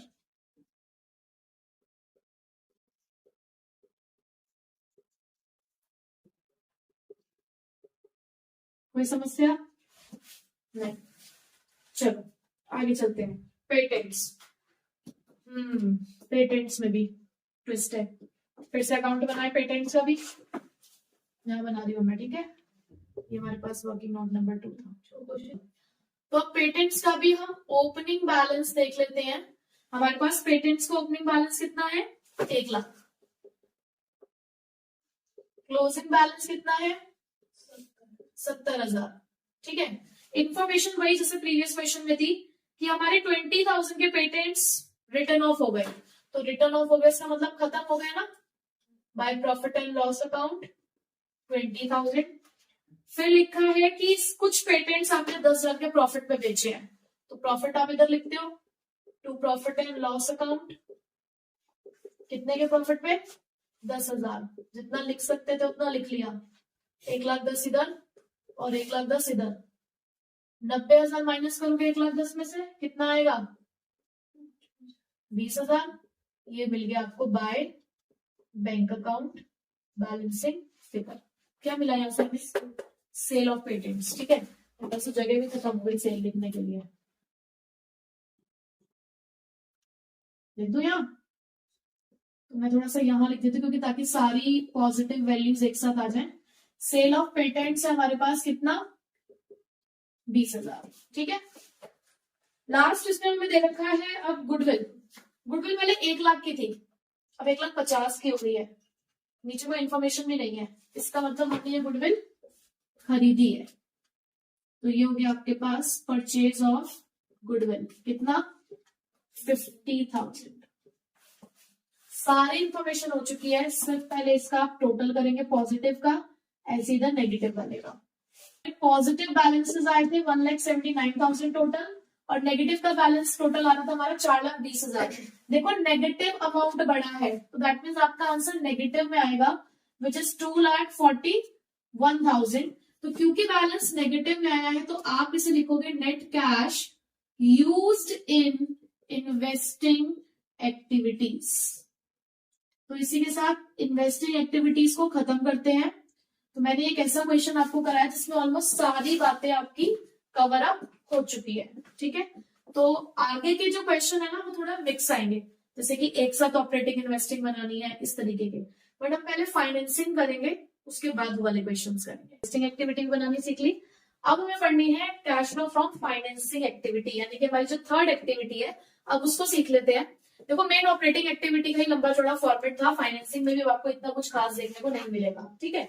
फाइनेंसिंग एक्टिविटी क्योंकि फाइनेंस से जुड़ी है, पैसों से जुड़ी है, यानी कि हमारे पास कहां से पैसा आता है, हमारे पास पैसों के सिर्फ दो ही सोर्सेज हैं, डेट और इक्विटी। तो जो इक्विटी है वो आपका शेयर होल्डर फंड रिप्रेजेंट करता है, और जो डेट है उसको आपकी लॉन्ग टर्म और शॉर्ट टर्म बोरोइंग्स रिप्रेजेंट करती है, ठीक है। तो इन्हीं पे हमारा फोकस रहेगा कि इनसे कैश का इनफ्लो और आउटफ्लो कैसे हो रहा है।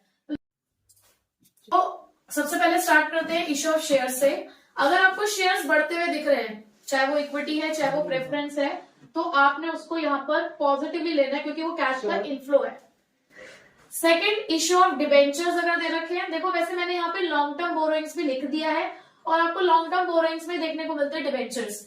यहाँ पे मैंने सेपरेटली लॉन्ग टर्म बोरोइंग्स भी लिखा क्योंकि कई बार सिर्फ डिबेंचर्स ही नहीं, कुछ लोन्स भी होते हैं, जैसे कि मॉर्गेज लोन लिखा होगा क्वेश्चन में, बैंक लोन लिखा होगा क्वेश्चन में। तो अगर अदर चीजें हैं तो वो लॉन्ग टर्म बोरोइंग्स में, डिबेंचर्स मैंने इसलिए लिख दिया क्योंकि ज्यादातर डिबेंचर्स देखने को मिलता है। तो इश्यू ऑफ डिबेंचर्स आ जाता है, proceeds from long term borrowings, यानी कि लॉन्ग टर्म बोरोइंग से पैसा आ रहा हो, शॉर्ट टर्म बोरोइंग से पैसा आ रहा हो। अब शॉर्ट टर्म बोरोइंग्स में क्या क्या हो सकता है, आपका बैंक ओवरड्राफ्ट हो सकता है, कैश क्रेडिट्स हो सकते हैं। ज्यादातर बैंक ओवरड्राफ्ट आपको शॉर्ट टर्म बोरोइंग्स में देखने को मिल सकता है, ठीक है। अगर आपको सिक्योरिटीज प्रीमियम रिजर्व बढ़ता हुआ दिखे तो वो आपके लिए फाइनेंसिंग का पार्ट है, क्योंकि सिक्योरिटीज प्रीमियम शेयर्स और डिबेंचर से जुड़ा होता है। उसके बाद ये तो सारे आपके इनफ्लोस के थे, तो इसलिए आपने इसको पॉजिटिव अमाउंट करके लिखा है। अब इसी का अपोजिट आपके लिए आउटफ्लोस को रिप्रेजेंट करते हैं, जैसे कि रिडेम्पशन ऑफ डिवेंचर्स, यानी कि पैसे का वापस करना। अगर आपको आपके डिवेंचर्स या प्रेफरेंस शेयर्स कम होते हुए दिख रहे हैं तो वो रिडेम्पशन यानी कि रीपेमेंट है, आउटफ्लो को रिप्रेजेंट करते हैं। आपने अपने लॉन्ग टर्म बोरोइंग्स का पैसा वापस करा, ये शॉर्ट टर्म बोरोइंग्स आपको कम होते हुए दिख रहे हैं, इसका मतलब उनकी भी आपने रीपेमेंट करी होगी। सिक्योरिटीज प्रीमियम अगर आपको कम होता हुआ दिख रहा है, इसका मतलब यहां से भी आपके पास पैसा जा रहा है, या जिसको हम प्रीमियम पेड ऑन रिडेम्पशन के नाम से भी आपको देखने को मिल सकता है ये। उसके अलावा कोई भी डिविडेंड आपने पे किया हो, चाहे वो प्रपोज्ड हो, फाइनल हो, इंटरिम हो, किसी भी तरीके का डिविडेंड अगर आपने पे किया है तो वो भी यहाँ आएगा। जो आप इंटरेस्ट पे करते हो लॉन्ग टर्म या शॉर्ट टर्म बोरोइंग्स पे, वो भी आपका यहीं पर आएगा और वो भी आपके आउटफ्लो को रिप्रेजेंट करता है। आप दोनों का नेट इफेक्ट निकालोगे, पॉजिटिव आया तो flow from financing activities, negative आया तो यूज्ड इन। तो बेसिकली हम यहाँ पे क्या देख रहे हैं कि अगर हम फाइनेंसिंग एक्टिविटी बताते हैं, अगर हम फाइनेंसिंग एक्टिविटी बनाते हैं तो हमारा फोकस इन चीजों पर है। किस पर? Share holder fund. Share holder fund में आपको देखने को मिलती है share capital and reserves and surplus, जिसमें सरप्लस नहीं देखना होता, रिजर्व्स देखने हैं। उसके अलावा long term borrowings, short term borrowings, और अगर एडजस्टमेंट में कोई बात है तो उसको देखना है बस, ठीक है। तो अब इसका हम क्वेश्चन कर लेते हैं। क्वेश्चन नंबर 35 करते हैं आप। क्वेश्चन नंबर 35 है हमारे पास, from the following extracts of balance sheet of X limited calculate the cash flow from financing activities. अब हमारे पास इक्विटी शेयर कैपिटल है 10% प्रेफरेंस शेयर कैपिटल है, डिवेंचर्स रिडेम्पशन रिजर्व है 12% डिवेंचर्स है, और कुछ इनके बारे में एडिशनल इंफॉर्मेशन भी है, ठीक है। अब देखो हमारे पास इक्विटी शेयर कैपिटल पहले 4 लाख की थी, 5,25,000 की हो चुकी है। आपको इक्विटी शेयर कैपिटल के बारे में कुछ इन्फॉर्मेशन भी दे रखी है, इधर लिखा है equity share capital were issued on 31 March 2023। आपको दिख रहा है ना कि 4 लाख से 5,25,000 के शेयर्स हो चुके हैं, 1,25,000 से शेयर्स इश्यू हुए हैं। तो ये जो इश्यू हुए हैं ये बिल्कुल एंड की डेट पे हुए हैं। इसका मतलब हमने शुरुआत से सिर्फ 4 लाख रुपए इस्तेमाल करे, बिल्कुल एंड में जाकर हमारे पास 1,25,000 रुपए आए हैं। अब ये इन्फॉर्मेशन हमें क्यों दी है? सेकंड पॉइंट की वजह से। तो देखो सेकंड पॉइंट में लिखा है interim dividend on equity shares was paid at the rate 15%। देखो हमें डिविडेंड इक्विटी शेयर्स पे पे करना है, तो हमारे पास दो बैलेंस हो गए ना, एक तरफ लिखा है 4 लाख, एक तरफ लिखा है 5,25,000। अगर डेट वगैरह नहीं दी होती तो हम हमेशा प्रीवियस ईयर बैलेंस पे लगाते हैं, यानी कि जो हमारा ओपनिंग बैलेंस है। बट उन्होंने डेट दे रखी है कि आपके पास एक्स्ट्रा पैसा कब आया, बिल्कुल एंड में आया है। हालांकि यहाँ पर भी हमें फिलहाल प्रीवियस ईयर पे ही लगाना है, क्योंकि 1,25,000 रुपए हमारे पास बिल्कुल एंड पे आए हैं, हमने इस्तेमाल ही नहीं करे, तो उस पर डिविडेंड हम क्यों पे करेंगे। ठीक, तो इश्यू ऑफ इक्विटी शेयर्स हमारे पास कितने आ गए हैं, 1,25,000। जितने से डिफरेंस है आपको उतने से लिखना है। ठीक है, जो आपने इंटरिम डिविडेंड पे करना है, क्योंकि वो आउटफ्लो को रिप्रेजेंट करता है, तो थोड़ा सा स्पेस छोड़ के, क्योंकि सारे इनफ्लोज एक साइड और सारे आउटफ्लोज आप एक साइड लिखेंगे। तो यहां पर आप लिखेंगे इंटरिम डिविडेंड पेड। कितने में पे करने जा रहे हैं आप, 4 लाख पे पे करने जा रहे हैं 15% के हिसाब से। तो ये कितना आ जाएगा आपका 60,000। ठीक है, प्रेफरेंस शेयर कैपिटल 5,50,000 से 4 लाख की हो गई है, इसका मतलब कम हो गया ये कैपिटल, तो ये रिडेम्पशन है। कुछ बात भी है इसके बारे में, देखो थर्ड पॉइंट में, preference shares were redeemed on 31 मार्च। यहां पर भी उन्होंने हमें डेट बताई है कि आपने जो रिडेम्पशन किया है ना, वो 31 मार्च 2023 को किया है, जस्ट अभी। इसका मतलब पूरे साल आपने 5,50,000 रुपए इस्तेमाल करे हैं। यहाँ पे भी हमें डिविडेंड पे करना है, कहीं लिखा नहीं है डिविडेंड पे करने के लिए, लेकिन हम क्यों पे कर रहे हैं, क्योंकि आपने इक्विटी वालों को डिविडेंड दे दिया है। इंटरिम डिविडेंड इक्विटी वालों के लिए तो होता है, अगर आपने इक्विटी वालों को डिविडेंड दे दिया है तो ये आपके लिए कंपलसरी है कि आपको प्रेफरेंस वालों को देना पड़ेगा, चाहे क्वेश्चन बोले या ना बोले। तो आप यहाँ पे जो प्रेफरेंस डिविडेंड आप पे करोगे, जिसको आप प्रपोज डिविडेंड भी लिख सकते हो, ऐसे कोई प्रॉब्लम नहीं है, वो आप कितने अमाउंट पे पे करने जा रहे हैं, 5,50,000। 5,50,000 क्यों, क्योंकि आपने जो 1,50,000 वापस करे हैं वो बिल्कुल एंड में वापस करे, इसका मतलब पूरे साल आप इसको इस्तेमाल कर रहे थे। अब मुझे बताओ कि रेट ऑफ डिविडेंड कितना है आपके पास। आप देखो ना, प्रेफरेंस शेयर कैपिटल के आगे कितना परसेंट प्रीफिक्स है, 10% है। 10% प्रीफिक्स है, तो ये 10% आपने पे करना है। ठीक है, तो ये आ गया आपके पास 55,000। उन्होंने ये भी बोला कि प्रेफरेंस शेयर्स जो रिडीम होंगे वो प्रीमियम पे रिडीम होंगे, 5% के प्रीमियम पे। तो देखो आप कितना पैसा देने जा रहे हो, आप 1,50,000 पे रिडीम करने जा रहे हो, तो आप लिखोगे यहाँ पे रिडेम्पशन ऑफ 10% प्रेफरेंस शेयर्स। कितने पैसा वापस किया आपने, 1.5 लाख। उसके बाद next, premium paid on 10% preference shares. कितना प्रीमियम पे किया जाएगा, 1.5 लाख का 5%, यानी कि 7,500। सबसे पहले इक्विटी शेयर कैपिटल दे रखी थी क्वेश्चन में, वो आपकी बढ़ रही थी, 4 लाख से 5,25,000 की हुई, तो आपने पॉजिटिव में लिख दिया उसको। फिर आपके पास 10% प्रेफरेंस शेयर कैपिटल था, वो आपको कम होता हुआ दिख रहा था, कितने से कम होता हुआ दिख रहा था, 1.5 लाख से, तो आपने रिडेम्पशन के नाम से उसे लिख दिया। अब ये जो मैंने बाकी की एडजस्टमेंट करी है वो हमें एडिशनल इन्फॉर्मेशन में बता रखी थी। सेकेंड पॉइंट में उन्होंने हमें बताया था कि आपको इक्विटी शेयर्स पे डिविडेंड पे करना है, तो हमने पे कर दिया। कितने में पे करा, 4 लाख पे। क्यों 4 लाख ही लिया हमने, क्योंकि जो एक्स्ट्रा पैसा आया था बिल्कुल एंड में आया, तो स्टार्टिंग से तो 4 लाख इस्तेमाल किया, तो 4 लाख पे कर दिया। प्रेफरेंस डिविडेंड हमने 5,50,000 पे किया है, क्यों, क्योंकि हमने जो पैसा वापस किया वो बिल्कुल एंड में वापस किया है, इसका मतलब पूरे साल 5,50,000 ही थे हमारे पास। उसके बाद प्रीमियम की बात भी उन्होंने क्वेश्चन में दे रखी है एडिशनल इन्फॉर्मेशन में, कि ये जो आप 1.5 लाख वापस कर रहे हो, 5% एक्स्ट्रा प्रीमियम देकर वापस कर रहे हो, 7,500। आगे देखो, डिबेंचर रिडेम्पशन रिजर्व 1 लाख था, 1 लाख का 1 लाख रह गया। ठीक है, 12% डिबेंचर्स 3 लाख से 4 लाख के हो चुके हैं, 3 लाख से 4 लाख के हो गए, तो आप इसे क्या लिखोगे, इशू ऑफ 12% डिवेंचर्स 1 लाख से बढ़ चुके हैं।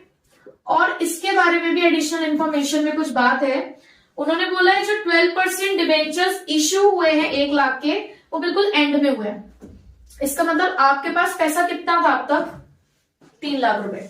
अब उन्होंने फिर से ये बात क्यों बताई हमें 3 लाख रुपए के बारे में, क्योंकि इंटरेस्ट पे करना है, तो आप पे करोगे इंटरेस्ट ऑन 12% डिबेंचर्स। कितने पैसे पे दोगे, कितने अमाउंट पे, 3 लाख का 12%, यानी कि 36,000।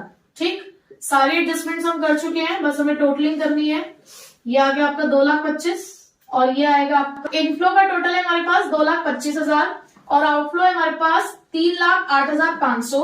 तो जब आप इसका नेट इफेक्ट निकालोगे तो ये नेगेटिव बैलेंस आ रहा है 83,500 और क्योंकि नेगेटिव आ रहा है तो आप इसे लिखोगे net cash used in financing activities.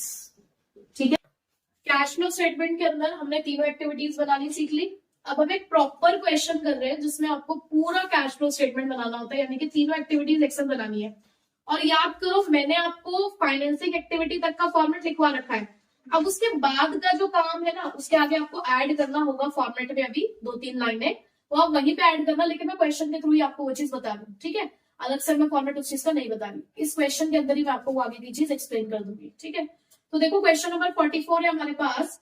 Following is the balance sheet of मेवांका लिमिटेड एज एट 31 मार्च 2017। आपके पास प्रॉपर एक बैलेंस शीट है और नीचे नोट्स टू अकाउंट्स भी है और कुछ एडिशनल इन्फॉर्मेशन भी है। देखो एडिशनल इन्फॉर्मेशन का थोड़ा सा ध्यान रखना क्योंकि ये चीज हमारे लिए इस्तेमाल होने वाली है इसके अंदर। ठीक है, तो सबसे पहली एक्टिविटी कौन सी बनती है पहले मुझे ये बताइए। ऑपरेटिंग। तो शुरुआत करते हैं ऑपरेटिंग से ही। आप यहां लिखोगे a cash flow from operating activities. अब आपको याद है कि cash flow from operating activity बनाने से पहले हमें एक वर्किंग नोट बनाना पड़ता है क्योंकि यहां हमें क्या चाहिए, नेट प्रॉफिट या loss before tax an extra ordinary item. मैं लिखने रही हूं एक्स्ट्रा ऑर्डिनरी आइटम। इसकी कैलकुलेशन हम कहां करने वाले हैं, वर्किंग नोट नंबर 1 में। तो यहां बनाते हैं अपना वर्किंग नोट। तो सबसे पहले net profit as per statement of profit and loss. अभी मिलता कहां से आपको, आपके पास बैलेंस शीट में रिजर्व्स एंड सरप्लस दे रखा होगा। ध्यान से देखो जरा उसे। रिजर्व्स एंड सरप्लस के आगे अगर कोई नोट नंबर है तो आप नोट्स टू अकाउंट्स पे जाओगे।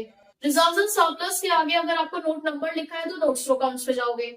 नहीं दे रखा अगर आपको कोई नोट नंबर तो रिजर्व्स एंड सरप्लस का current year minus previous year का जो डिफरेंस है वही आपका पॉजिटिव है तो प्रॉफिट, नेगेटिव है तो लॉस। तो देखते हैं जरा इस क्वेश्चन के अंदर नोट नंबर लिखा है। अगर नोट नंबर लिखा है तो भाई नीचे नोट्स टू अकाउंट्स पे आओ। अब उन्होंने दे रखा है कि पहले आपका जो प्रॉफिट था वो 1,20,000 था। तो 2016 में प्रॉफिट 1,20,000 का है और उसके बाद 25,000 का हो गया है।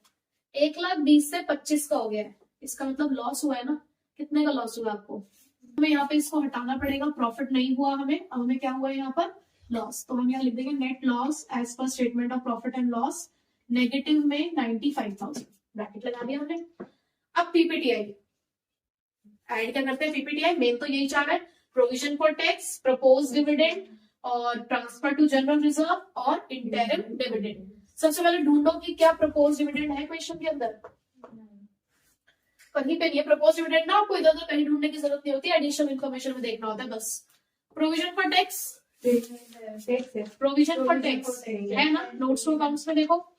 देखो प्रोविजन फॉर टैक्स भी है और नीचे टैक्स पेड भी है।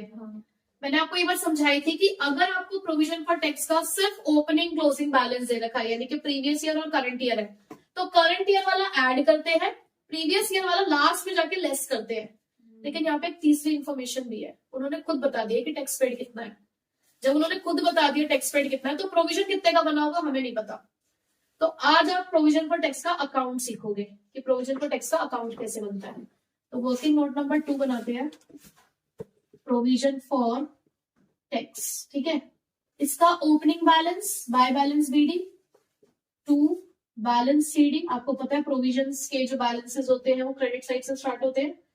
70,000 ओपनिंग बैलेंस है और क्लोजिंग बैलेंस है 68,000। टैक्स पेड दे रखा है तो टैक्स पेड लिखोगे आप यहाँ पर टू बैंक अकाउंट के नाम से। 53,000 का आपको टैक्स पेड दे रखा है। तो बताइए जरा इस साइड का टोटल कितना आ रहा है, 21,000 टोटल आ रहा है इस साइड का, तो इधर भी 1,21,000 लिखना है।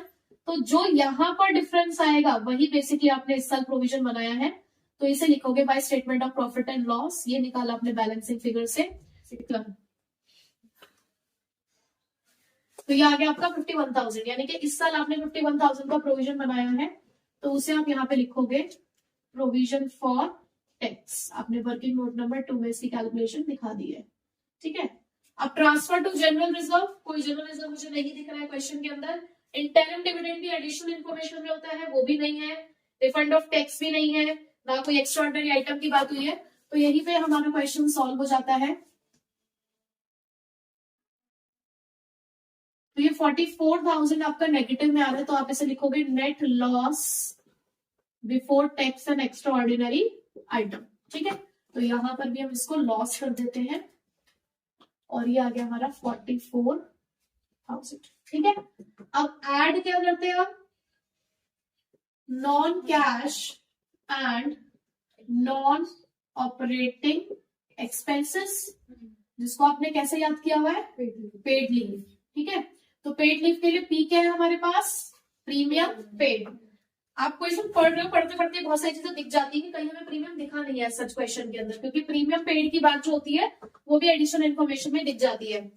अमोर्टाइजेशन, अमोर्टाइजेशन होगा अगर आपके पास इंटेंजिबल एसेट्स है तो, और आप देखो क्वेश्चन के अंदर आपके पास कोई इंटेंजिबल एसेट्स है ही नहीं, कोई गुडविल नहीं है, कोई पेटेंट्स नहीं है हमारे पास, अमोर्टाइजेशन भी नहीं है। इंटरेस्ट ऑन बोरोइंग्स, क्या आपके पास बोरोइंग्स है, बोरोइंग्स है आपके पास क्वेश्चन में, लॉन्ग टर्म बोरोइंग्स है, और देखो उसके आगे परसेंटेज भी लगा है 10%। नीचे कोई बात नहीं लिखी होती तो मैं प्रीवियस ईयर के बैलेंस पे यानी कि 60,000 पे 10% निकाल देती, लेकिन उन्होंने एक बात बोली है that additional loan was taken on 1 जुलाई 2016। देखो आपका लोन 60 से 80,000 का हुआ है, यानी कि पहले आपके पास, आप यहाँ लगाओगे interest on 10% long term loan लिखा है ना, उन्होंने लिखा है कि आपके पास, आपने जो ये 20,000 का एक्स्ट्रा लोन लिया है ना, ये जुलाई में ही लिया है। कितना टाइम हुआ है आपको इस लोन को लिए हुए, 20,000 वाले को 9 मंथ्स। इसका मतलब शुरुआत से आप 60,000 इस्तेमाल कर रहे थे, तो 60,000 पे तो आप पूरा 10% लगाओगे।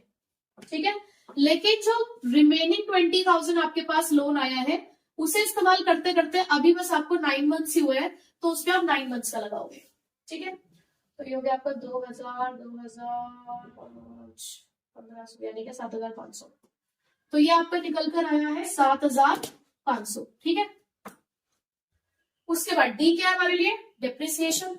भाई या तो नीचे क्वेश्चन में डेप्रिसिएशन अपने आप दे रखा हो एडिशनल इन्फॉर्मेशन में, या एक्यूमुलेटेड डेप्रिसिएशन हमारे पास दे रखा है।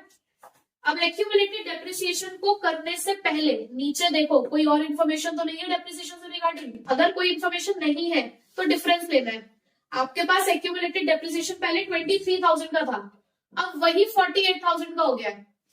कितने से बढ़ गया, इसका मतलब आपने कितना डेप्रिसिएशन लगा दिया होगा, 25,000 का। कितना डेप्रिसिएशन लगा दिया आपने, 25,000। अब यहाँ पे ना बच्चे एक गलती करते हैं, वो क्या करते हैं कि नेगेटिव में लिखा हुआ है, ब्रैकेट लगे हुए हैं, वो नेगेटिव नेगेटिव प्लस कर देते हैं। वो ब्रैकेट इसलिए नहीं लगा कि वो अमाउंट नेगेटिव है, वो ब्रैकेट इसलिए लगा है कि देखो उन्होंने मशीनरी में से वो अमाउंट लेस करके 3,36,000 लिखा हुआ है। ठीक है, तो है वो आपके लिए पॉजिटिव ही। तो डेप्रिसिएशन आप कितने का लिखेंगे यहाँ पे, 25,000 का। ठीक है,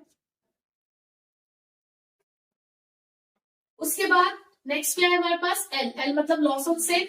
भाई सेल ही नहीं हुई तो लॉस किस बात का। ठीक है, तो हम इसको डायरेक्टली आप लिख देते हैं 32,500 नेगेटिव। ये हमारे पास आया 11,500 नेगेटिव का। इसको कुछ भी लिखने से पहले चेक कर लो कि आपके पास क्या नॉन कैश और नॉन ऑपरेटिंग इनकम है, drip, dividend received, rent received, interest received, profit on sale है क्या, कुछ भी नहीं है। तो सीधे आप इसे लिख सकते हो operating loss before working capital changes 11,500। ठीक है, अब इसमें हम ऐड क्या करते हैं, increase in current liability and decrease in current assets, और लेस क्या किया जाता है, decrease in current liability and increase in current assets. देखते हैं पहले करंट लायबिलिटीज। आपके पास दो करंट लायबिलिटीज है, एक है ट्रेड पेबल, 20,000 से 6,000 की हो गई है। देखो बैलेंस शीट में 20,000 से 6,000 की हो गई, कम हो गई ना, तो इसका मतलब यहां लिखोगे ट्रेड पेबल्स के नाम से, कितने से, 14,000 से नेगेटिव में।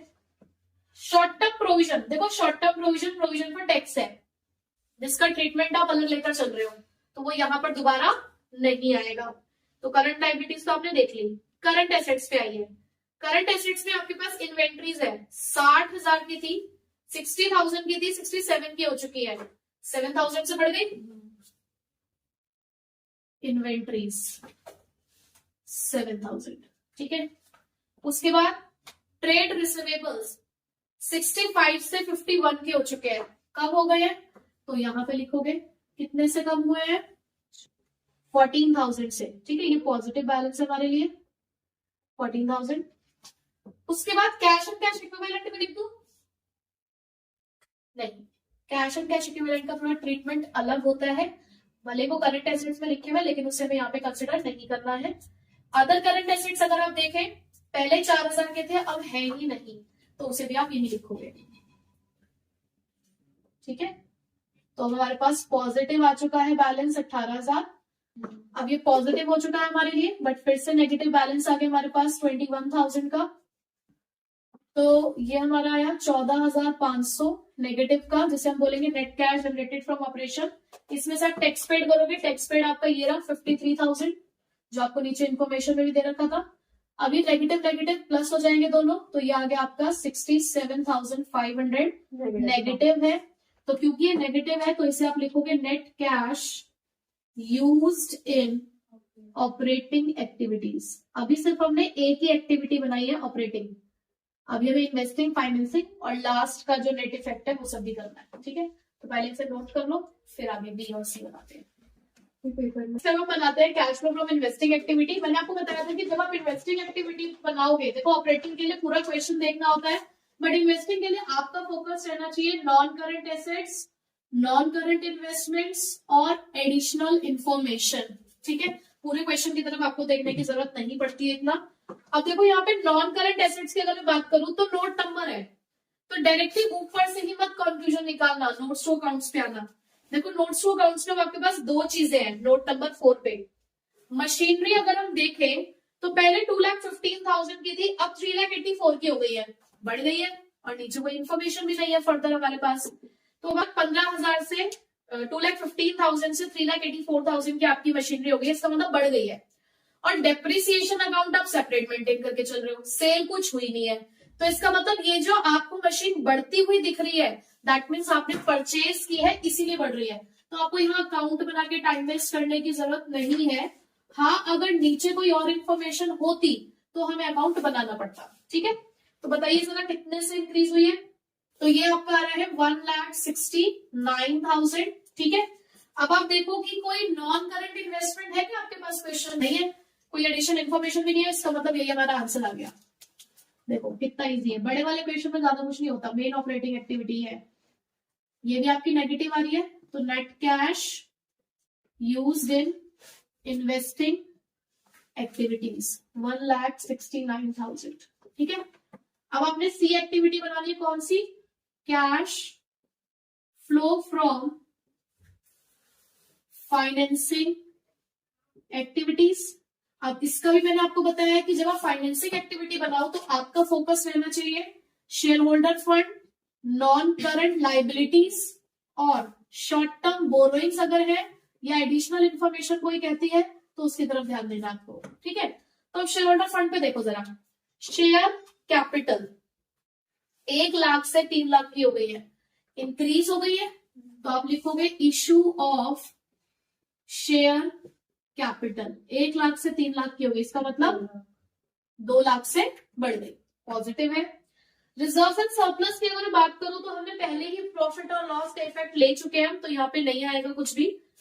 नॉन करंट लाइबिलिटीज में हमारे पास लॉन्ग टर्म लोन है, देखो नोट्स टू अकाउंट्स में, जो 60 से 80 का हो गया है, इसका मतलब आप इसे लिखोगे proceeds from 10% long term loan, कितना 20,000, और नीचे एडिशनल इंफॉर्मेशन में हमें टाइम पीरियड दे रखा है कि ये एक्स्ट्रा लोन आपने कब लिया है, तो इसी के ऊपर बेस हमने इसके ऊपर इंटरेस्ट कैलकुलेट किया था, तो आपको उसका इफेक्ट लेना होगा, ठीक है। तो पॉजिटिव तो हमारे पास सिर्फ 2,20,000 ही है, आप लिखोगे इसके बाद interest on 10% long term loan, कितना निकाला था वो आपने 7,500, जो कि नेगेटिव का था। इसके अलावा आपके पास और कोई फाइनेंस नहीं है, तो आप इसी का ही आंसर निकालोगे, कितना आएगा ये 12,500, 2,12,500 पॉजिटिव का है ये आपके पास, तो इसे आप लिखोगे net cash flow from financing activities. ठीक है, अब देखो हमने यहां तक सीखा है, लेकिन सेपरेटली सीखा था अब तक ये सारा काम। अब हमने तीनों एक्टिविटी एक साथ बनाई है और हम बना रहे हैं कैश फ्लो स्टेटमेंट पूरे साल की। अच्छा, हम यहाँ पे लिखना भूल गए थे, आपको ये भी लिखना होता है कि आप कौन से ईयर की बना रहे हो। तो हम फिलहाल बना रहे हैं March 31, 2017 की। तो आप 2017 की पूरी कैश फ्लो स्टेटमेंट बना रहे हो, तो आपको अब लास्ट में क्या करना होता है, यहां से अब हम थोड़ा सा नया पार्ट सीख रहे हैं जो हमने फॉर्मेट में भी ऐड कर लेना। ठीक है, यहां आपने निकालना होता है net increase and decrease in cash and cash equivalent. क्या बोला मैंने, यहाँ पे एक वर्ड आएगा, देखो मैं तीनों का नेट इफेक्ट निकालूंगी। कैसे, A प्लस बी प्लस सी, यानी कि तीनों एक्टिविटीज के जो भी आंसर्स आए हैं उसका हम सम करेंगे। अगर वो सम करके आंसर पॉजिटिव आया तो यहां लिखा जाएगा net increase in cash and cash equivalent. अगर वही आंसर नेगेटिव आया तो लिखेंगे नेट डिक्रीज। ठीक है, तो पहले चेक करते हैं। देखो ऑपरेटिंग का आंसर क्या आया था हमारा, नेगेटिव में था 67,500, इन्वेस्टिंग का भी नेगेटिव आया 1,69,000 और फाइनेंसिंग का आया पॉजिटिव 2,12,500। तो हमें इसका नेट इफेक्ट निकालना है। देखो नेगेटिव बैलेंस आ रहा है, इसका टोटल के माइनस माइनस प्लस हो जाएगा 2,36,500 और ये पॉजिटिव का 2,12,500 है, तो आपका नेट इफेक्ट आ रहा है नेगेटिव का 24,000। ठीक है, तो यहां आप लिखोगे अब नेट डिक्रीज, क्योंकि नेगेटिव आया आंसर। अब आप यहाँ लिखोगे 24,000 नेगेटिव। ठीक है, कैसे कि आपने A प्लस बी प्लस सी यानी कि तीनों के आंसर्स को प्लस करके। अब आप इसमें ऐड करेंगे, add opening cash and cash equivalent. Opening का मतलब क्या है यहाँ पे, प्रीवियस ईयर के जो कैश एंड कैश इक्विवेलेंट है। देखो जरा बुक में, previous year opening cash and cash equivalent हमारे पास कितना है 49,000। आप ये लिखो positive 49,000 cash and cash equivalent. उसके सामने चेक करिए जरा कि क्लोजिंग कितना है, 2017 का कैश एंड कैश इक्विवेलेंट कितना है 25,000। अब आप इसको सॉल्व करो जरा, कितना आ रहा है 25,000। तो ये आपका आंसर मैच होता है हमेशा। अगर आप पूरी कैश फ्लो स्टेटमेंट बनाते हो तो नेट इफेक्ट के बाद जब आप ओपनिंग प्लस करोगे तो आपका आंसर हमेशा क्या आना चाहिए, closing cash and cash equivalent.